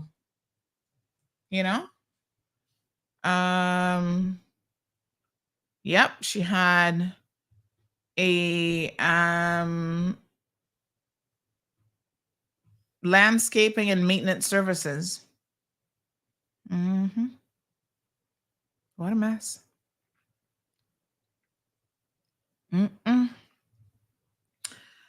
Why can't individuals reside in the Cayman Islands when they meet the qualifications for whatever reason without being granted our birthright? I would like to inquire about the rationale behind granting status from the government. Clearly, it's being abused. Well, the problem, Live Happy, is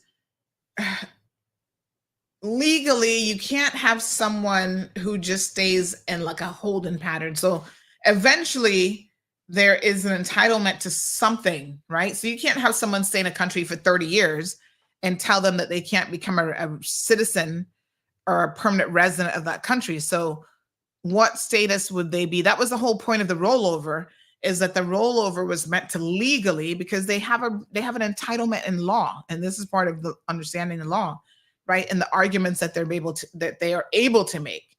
So unfortunately, you can't have a situation where someone just remains in your country indefinitely, and there is no right to permanently reside and to eventually acquire status.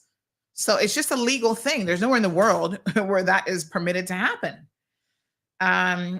You reside and you're resident long enough, then it goes from residence to, citizenship or whatever. So that's how the law is. One way that we tried to sort of circumvent them getting that right is by putting a rollover in place, and then they kept messing with the rollover date and all sorts of foolishness. But the rollover is meant to break the longevity of them staying here, even on a work permit. Because again, people have successfully argued in a court of law that if I'm here for 10, 20 years in a work permit, at some point I'm entitled to residency. And then you're here long enough in residency, at some point you become entitled to, to citizenship. Kasha says, it amazes me how Cayman women can settle for uneducated, broke men. Clearly shows that they have no value for themselves and no ambition or concern for their future. Sorry. Not sorry. Now, what I would say, Cassius, is it's not just Cayman men, it's Cayman women, it's the men as well. Although I think that as of late, we've been having an epidemic of it being more women than men. But look at all the pensioners. Look at the old seamen who are finding these wives who are young enough to be granddaughters and stuff like that, who clearly don't mean them any good, and they're just there for the money grab, and they're able to control their lives. You know, I hear that some of these old men marrying women who don't even leave them alone with family members. Their own children and grandchildren can't sit down and have a conversation with Pappy without that woman standing there or sitting there staring up in their faces, because she wants to make sure that, nothing is said to him that might make him come to his senses. I'm just saying. Or that, he doesn't decide to change his will all of a sudden or whatever. And they go through these old men's semen benefits. They're using them for the money. I mean, it's just horrible. So it's not just the women. I do think we have enough examples, unfortunately, of women who are doing it. But it is also the men. Caymanians as a whole seem to have a little bit of a self-esteem issue, if you ask me. And boy, do we not like our own. No, sir. What a hot mess. Mental health facility delays due to chief officer and the minister of health. Just saying, says this person, it's deplorable that this has taken so long and hasn't been made priority for Caymanians. No heads will roll ever. Oh my Lord. Good morning, caller. Hello. Hi, good morning. Is this Miss Catron? Yes, hi, you're live on the radio? Yes. Okay. Mr. Steve, good morning. Ma'am. I was just listening to your program. Yes, sir. This is Steve McField. Yes, sir. And I would just like to clarify a statement you just made. Okay. There is a right, you have a right to marry. Yes. But there is no fundamental right in our Constitution or Immigration Act that says you have the right to live with your spouse in Cayman. Yes. That is only a matter of discretion of the law. Mm-hmm. And if you look at the application of what the law says, it says you may make an application. Mm-hmm. It does not say that you shall be granted any right to live with your spouse. No, that's right. But what I'm saying is, if your spouse, and this unfortunately is what's happening, right? The spouse supports the application, helps the person get RERC, residency, and eventually go on to get status. Because remember now, even from the perspective of residency, that's only good for a certain amount of time. I think it's like 7 years. And then the law kind of compels you to move on to the next step. Yes, that is all there, but all of that is subject to you qualifying, qualifying with certain regulations and certain things that you have to do to be able to do that. Yes, and the qualifications, I'm going to argue, the bar to qualify is very, very low. Even the fee that you have to, oh my gosh, even the fee that you have to pay to get status is far too low. We have devalued ourselves and, what it means to be a Caymanian in this country by making it way too easy. Yes, I know that, and it's very comical. I use the word deliberately. That when they had a good board that were enforcing the law, interpreting the law, and enforcing what the law said down to the letter, they took the people off the board that were doing that. And I can name three of them myself. Mr. Charlie Watler, and Mr. McLaughlin, who was the former fire chief. They took us off the board, and because we were enforcing the law, we were scrutinizing the applications very carefully before we made the decisions to grant any privilege to live here. And then some of those people made. I guess I understand that they made excuses. They made a reference to what we were doing to the MLAs and to people, and they took us off the board. Now we when applications came to the board and we looked for the red flags and we scrutinized them, we never allowed them through the gate. We never allowed them through the gate.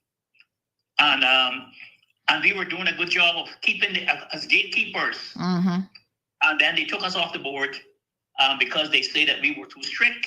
They got the lawyers that started to make complaint against us, and they took us off the board. That is how the system works. It's not, and the problem that we have now is that it's wide open. Because it's a buyer's market. It's a donor's market. It's not the people who you're talking about, the people who go to the polls every 4 years or something. But they don't have any power. It's the donors that have the power. It's the big people who say, "Oh, that doesn't facilitate my making more money. That doesn't facilitate my construction site. That doesn't facilitate my investment." And it's those people who actually are behind the scene, making the decisions that affect the Caymanian people. And you know the problem is the Caymanian people don't even have the clue of what's happening to them. And people like yourself, myself, who have good education, who are able to analyze things, who are able to think, we are the enemies. Yeah, we are in the minority. We're the people they hate, and we are the enemies. So they're left now with is what they say, colloquial hole in the bag. They have no clue of what's happening to them. And the problem with the immigration is that there is no end game to it. There's no end game. There is no policy of what kind of society you want, how it's going to grow, how quick it's going to grow, how fast it's going to grow, how slow it's going to grow. There's nothing. It is a free for all. Anybody who can come, who can pay the fee and so forth, they are let in. And there is very little scrutiny about culture, about how they're going to fit into the culture, how they're going to respect the culture, how they're going to respect our history, and so forth. That is all gone.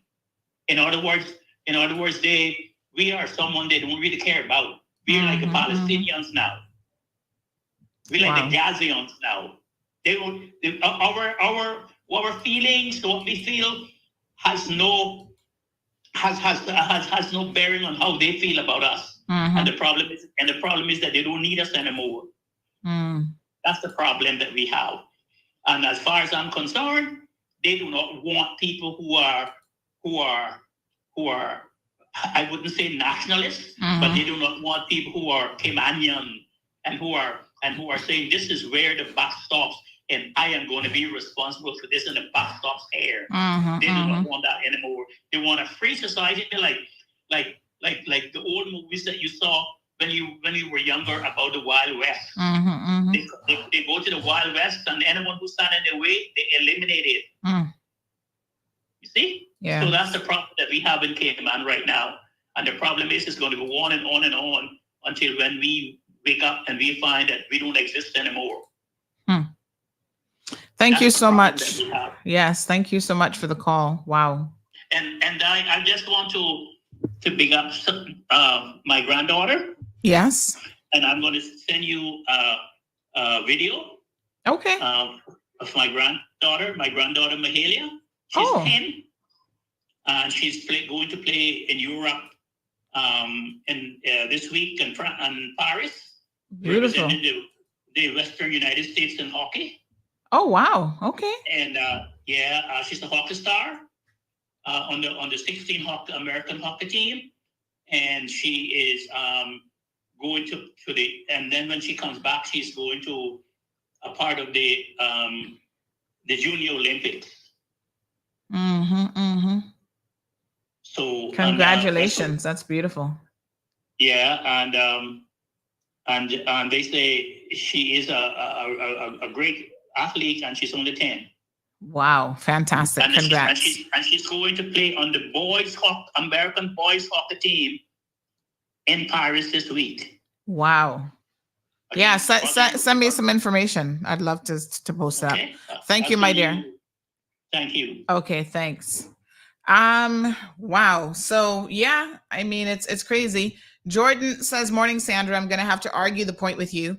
In Japan, you cannot become a Japanese citizen if you're not from there or have any Japanese lineage. You have to constantly renew your visa and immigration forms. Now, don't hold me to that, but I do not remember if it's every year, every 2 years. I mean, I don't know anything about Japan, but I would think, Jordan, that there's some path to citizenship because most countries have it. Let me see here. Or residency, even if it's not citizenship, there has to be some sort of residency that you can acquire. So you can apply for a Japanese permanent residency if you fulfill the following requirements. So you must be living in Japan for a specific period of time. Hold on. Yes, it depends on the residency status that you have held. So 3 years if you reached between 70 to 80 points on their point evaluation mechanism. 1 year if you're above 80 points. So they have a point system as well. You are the spouse of a Japanese citizen or permanent resident. You can receive Japanese permanent residency after 1 year of residence in Japan, but you must have been married for at least 3 years. So listen, like I said, most countries in the world, and I can't think of a single one, that don't have some sort of path. And you can't, I mean, at some degree, it makes sense, right? You couldn't have a spouse not have the right of residency and eventually permanent residence and, you know, eventually to become a citizen, because essentially you would be running afoul of some sort of rights of keeping families separated and apart. If they meet the criteria, then they should be able to get it. As Mr. McFeel said, it's not that you get it as of right. There is an application process and there's certain criteria that are required. So if you're a spouse of someone in Japan, you will eventually get permanent residency. If you're the child of a Japanese citizen or permanent resident, you can receive it after 1 year of residence in Japan. You have to have made a contribution to Japan. So apparently they can receive Japanese permanent residency after 5 years of residence in Japan. And if you have any other type of visas than the one mentioned above, you can apply for permanent residency only after 10 years of continuous residency. During this time, you must have had a Japan work visa for at least 5 consecutive years. So they have a process where you can go from working in Japan to eventually becoming a permanent resident. You must display good conduct, and you can support yourself financially. So these are run-of-the-mill things that we have here as well. And that you've paid income tax and other contributions in Japan. So it says here that if you've not paid taxes, paid less than the required amount, or you cannot present tax certificates, your application can be rejected.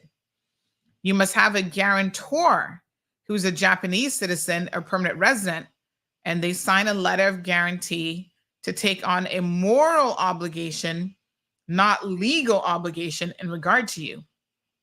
I wonder, what does that mean, a moral obligation? So it goes through the whole list here of what you'd need. So what you were talking about, Jordan, seems like that's probably some sort of visitor visa status. So once you get Japanese permanent residency, it's valid indefinitely. And you will not need to renew your residence card every 7 years. Oh, sorry. You still have to renew your residence card every 7 years and get a Japan re-entry permit if you leave the country for longer than a year. But those are just formalities.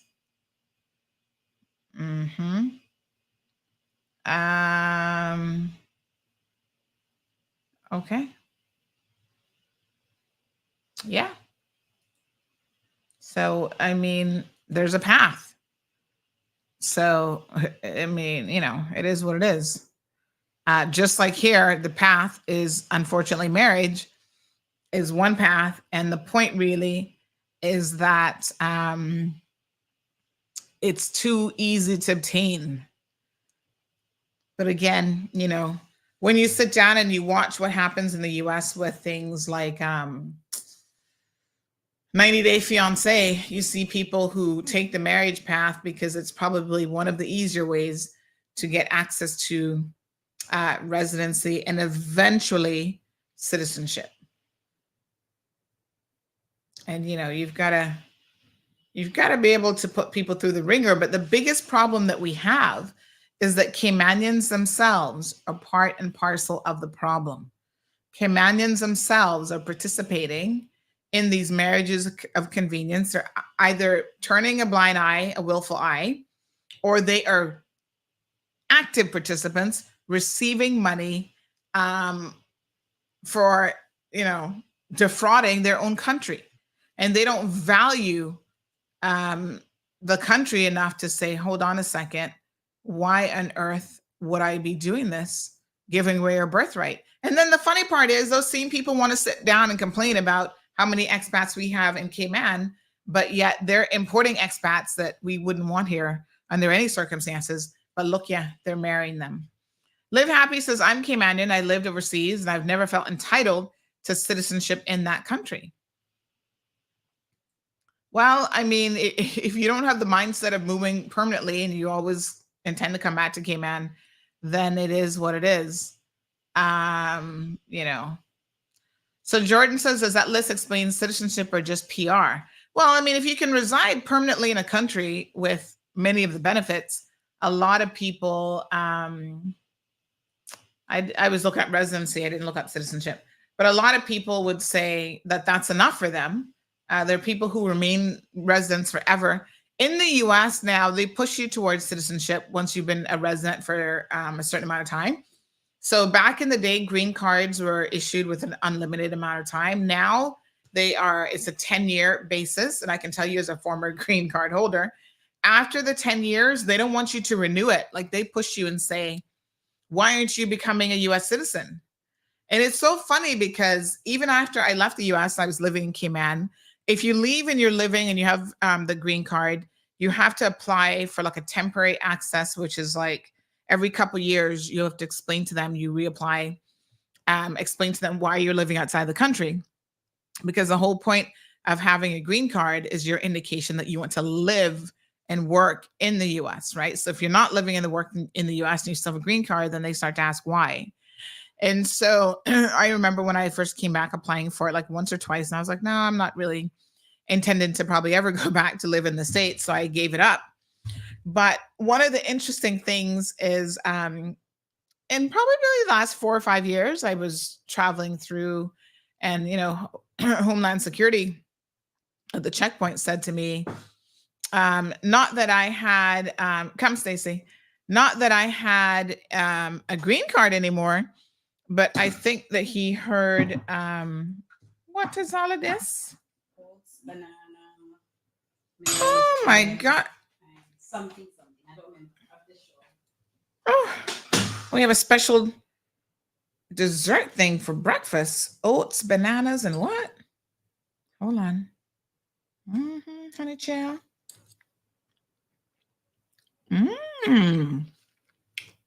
Wow.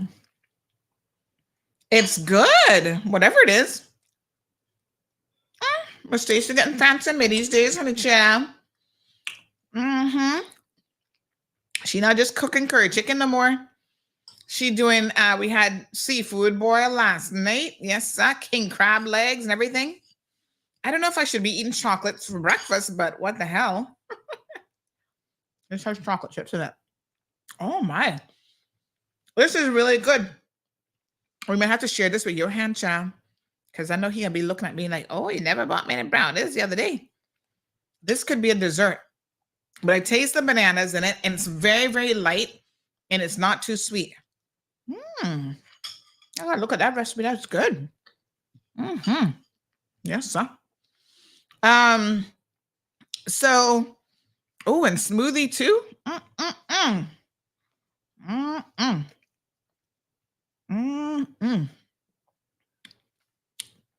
Oh yeah. Delicious. I knew I heard the blender. I was like, oh, what's that blender doing? So, what was I saying? Yeah. So I think the biggest issue is that we have to value our citizenship even more. Listen, I'm not saying that you have to marry Caymanian. God knows there's really not enough of us, and we're probably all family. When I go now and look at my 23 and meet a new relative pops up in West Bay, I'm like, here, you know, I'm a Georgetowner. What all these people doing showing up on my West Bay thing? But again, little did I know, I'm related to everybody in West Bay. So big up to my West Bay cousins. But listen, here's the crazy thing, right? I mean, I always used to tell my dad, I'm like, yeah, I don't think I could marry Caymanian because chances are you haven't told me about everybody that's family, if you knew what I mean. And, you know, you just got to be careful because I'm not interested in marrying no cousins, for real. So there's a possibility. And listen, love doesn't really know any nationalities. You know, it's a big world out there. You fall in love with somebody else from overseas. I ain't got no problems with that. Both of my husbands have actually been expats, whatever. But I'm not letting anybody use me. So if it wasn't a mutual situation, and it's not all about love, let me be very clear. We have to be practical in matters of the heart. There's a practicality element. So yes, there are people that you might love, but they're not good for you, right? They bring havoc to your life. They're not, you know, they're toxic individuals, whatever. You don't need to be marrying those people and giving them right to become a Caymanian. What I'm saying is, let's be sensible about it, right? Don't marry, like I was telling y'all about poor Gilder. I mean, her husband had child out of wedlock on her, was cheating left, right, and center, had all these women. I'm like, why are we importing people like that to further demoralize and ruin our families and our communities? Those people don't bring anything of value to the country. I'm just saying, where's the value in having a womanizing, cheating guy who, when he feels like it, is going to emotionally abuse you and beat you up? You know what I'm saying? Child, this thing is good. When Miss Stacy had time to bake this morning? Yes, sir. I guess this didn't take long. Delicious. So that's all I'm saying is my humble opinion. If you're going to marry a foreign national, even if you're going to marry Caymanian, let's try to pick somebody that got a little bit of something sense and, you know, worth it. You know, but I guess it's difficult because the truth of the matter is, if you were to objectively look at who a lot of these women are, they themselves, they don't value themselves. And quite honestly, they don't have anything to offer anybody themselves. So if you're someone who is living that kind of lifestyle, you're involved in scamming people and living off of NAU and blah, blah, blah. which foreign national or Caymanian with any real sense going to be attracted to you anyway? So, of course, like attracts like in a real world situation. So, these men are attracted to them because, they know what they're all about. Whether it's the like Skatel vibes kind of thing going on, or, they're out there scamming people. So they're like, oh yeah, I'm attracted to a woman who scams the system because that's me too. I'm looking to scam her and scam my way into getting residency. So I guess from that perspective, it kind of makes logical sense, but we need to try to elevate ourselves and stop being part and parcel of the problem. The landing flight, good morning, says morality as in how you conduct yourself in their society. Live Happy says in the Mid-Eastern countries, marriages of convenience are legal. It's called muta, a marriage for pleasure. Well, they also believe in arranged marriages, so I'm not quite sure it's quite the same thing. Sean Wilt says, thank God for Miss Stacy. Ingrid says, she is spoiling you, Sandy. Yes, sir. Live Happy says, in the 80s, taking a blood test before marriage was a requirement to make sure that you weren't family, or what? What was the blood test for? Lucille says, Sandy, you're so selfish. Send me some, Miss Stacy, have you spoiled. We're going to have another sip. I might have to put Miss Stacy on the cooking show when we launch the cooking show. Because this recipe not too bad now. This recipe is nice. Yes, sir. Where's Johan? Where is he? He's not here today? Oh, to make sure you weren't related. But in the 80s, the stuff wasn't that sophisticated.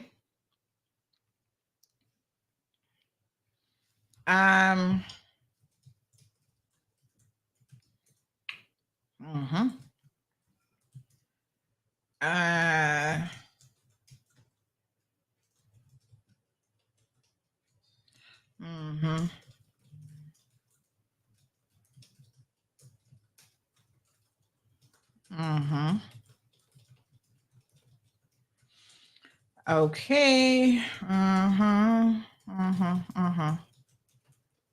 Okay. So let me see. Sandy, I don't understand how the government only charges $1,000 for status, and that fee should be at least $10,000, but the people married to Caymanians pay the same amount as a person coming of PR. Tell me how that makes sense. But the size of Japan compared to the Cayman Islands, we need to cut those down. PR crap and 2013 immigration policy needs scrapping now and get this stopped now. But John not going to do anything because he is the Black Donald Trump. The Black Donald Trump, yes, sir. He more fool than the Black Donald Trump, I hate to tell you that.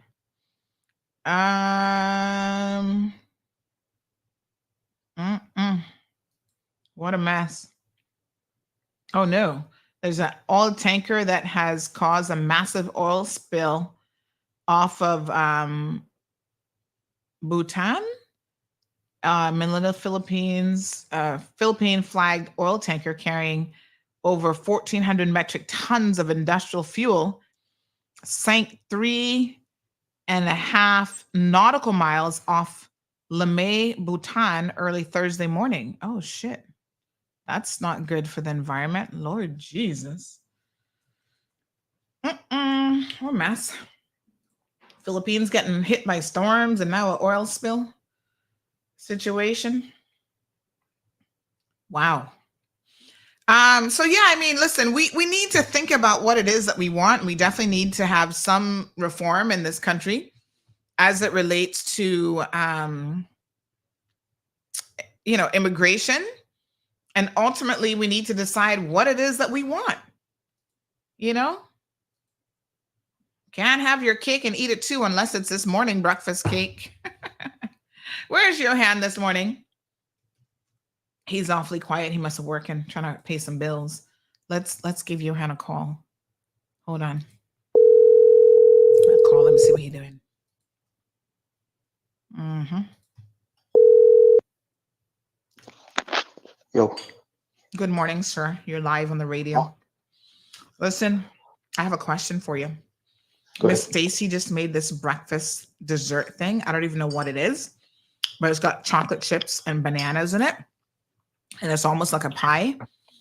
And I'm here sitting here eating it and salivating. And I'm thinking, where's your hand? Because he not said one word about wanting peace. You working this morning or what? I work every morning, but yes, I'm getting ready for another call. Can I call you back? Bye. Bye. I knew there had to be a reason why we wasn't hearing from him. Mm-hmm. No, man, I'm not going to tell you no lie. This is actually very, very good. I like the taste of the ripe bananas in there. I think I got to share a piece of this because she been cussing me about posting my food pictures and stuff. I've been sending her some stuff and she's like, you just wicked. I gotta report you tomorrow. In fact, let me show y'all some of the food pictures I've been sending her. These are kind of funny. She said my brownies are actually quite delicious too. So I learned a lesson to leave well enough alone, so moist and fudgy, just how I like it.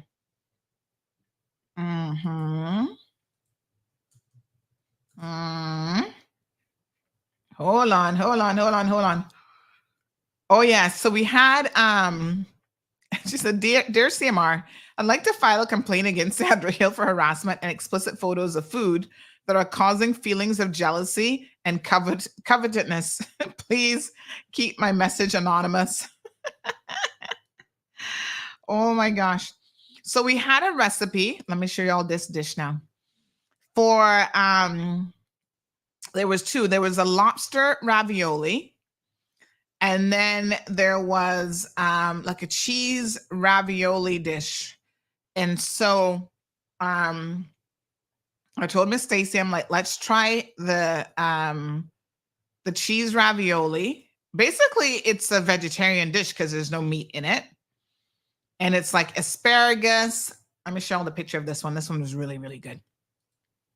I'll tell y'all, we got soon kick off this cooking show. But have a look at this one. Oh my gosh, so delicious. All right, look here. So this one is the... Okay, so this one is the lobster ravioli. We had a little breadfruit. You know, we're going to make it our own. A little breadfruit and plantain on the side. And then the cheese ravioli one. And it basically has like asparagus and stuff in it. This is that one. And tomatoes, sun-dried tomatoes. So that one was like really, really good. And you got to make sure now, you know, you get fresh ingredients. Go to your grocery store, load up on all the fresh stuff. But it was good. This one was really, really good. I have their version of it. So let me show you what their picture looks like. So that's our picture. And then this one is the professional photography shot of the recipe. One thing I noticed is their tomatoes are not as cooked. So it looks like they added the tomatoes and the asparagus a little bit later on. So that's the only thing I would say with the recipe is to add those last so that they don't get overcooked. Because you just need them basically a little bit, you know, a little cooked, because tomatoes obviously you can eat as is. But that's their photo and that's ours. Not too shabby, and it was good. It tasted good now. And the lobster ravioli, this one was delicious. And then this was dinner last night, little seafood broil. Now, I'm not big on having to crack open anything. So I don't really like shrimp in the shell and stuff like that because I don't like to look at them. They are ugly. These are the king lobster claws and stuff like that. So I had more of the sausage, the corn, once it soaks up that nice peppery seasoning is so good. The potatoes, and I had it with a little bit of leftover. There's another piece of fish that was left over, and I had that for dinner last night. Yes, honey, chill. Delicious. Anywho, oh, we got somebody joining us from Cuba. Hello, Raul. ¿Cómo estás? Speaking of marriages of convenience, I remember the first time I went to Cuba, one guy there was trying to marry me off. I was like, ooh, honey child. He's like, why aren't you married? Don't you want to get married and have children? I was like, sure. That will come. We were at a restaurant with other people. He's a translator for the Cuban government. And all of a sudden, honey child, he was like buying me flowers and all kinds of stuff. I was like, oh, no. We're not doing that. I've seen people go marry somebody from Cuba that doesn't even speak English. I'm like, well, they do say that love has no barriers, I guess. You don't even have to speak to the person, apparently. Now, y'all know that couldn't be me. I need to have a conversation. I'm like, what the hell? Anyway, I know Cheryl Rainbow says, put that down and eat after the show. It's so good. Oh, my God. Miss Lucille says, I'm a real troublemaker. Cooking show, great idea, Debbie. We're just looking for sponsors. We're going to do it. Strong Wilt says, you're so selfish. Eating in front of y'all hungry people. I'm sorry. Ay. Okay, that's it. Greetings from Cuba. So good to see you.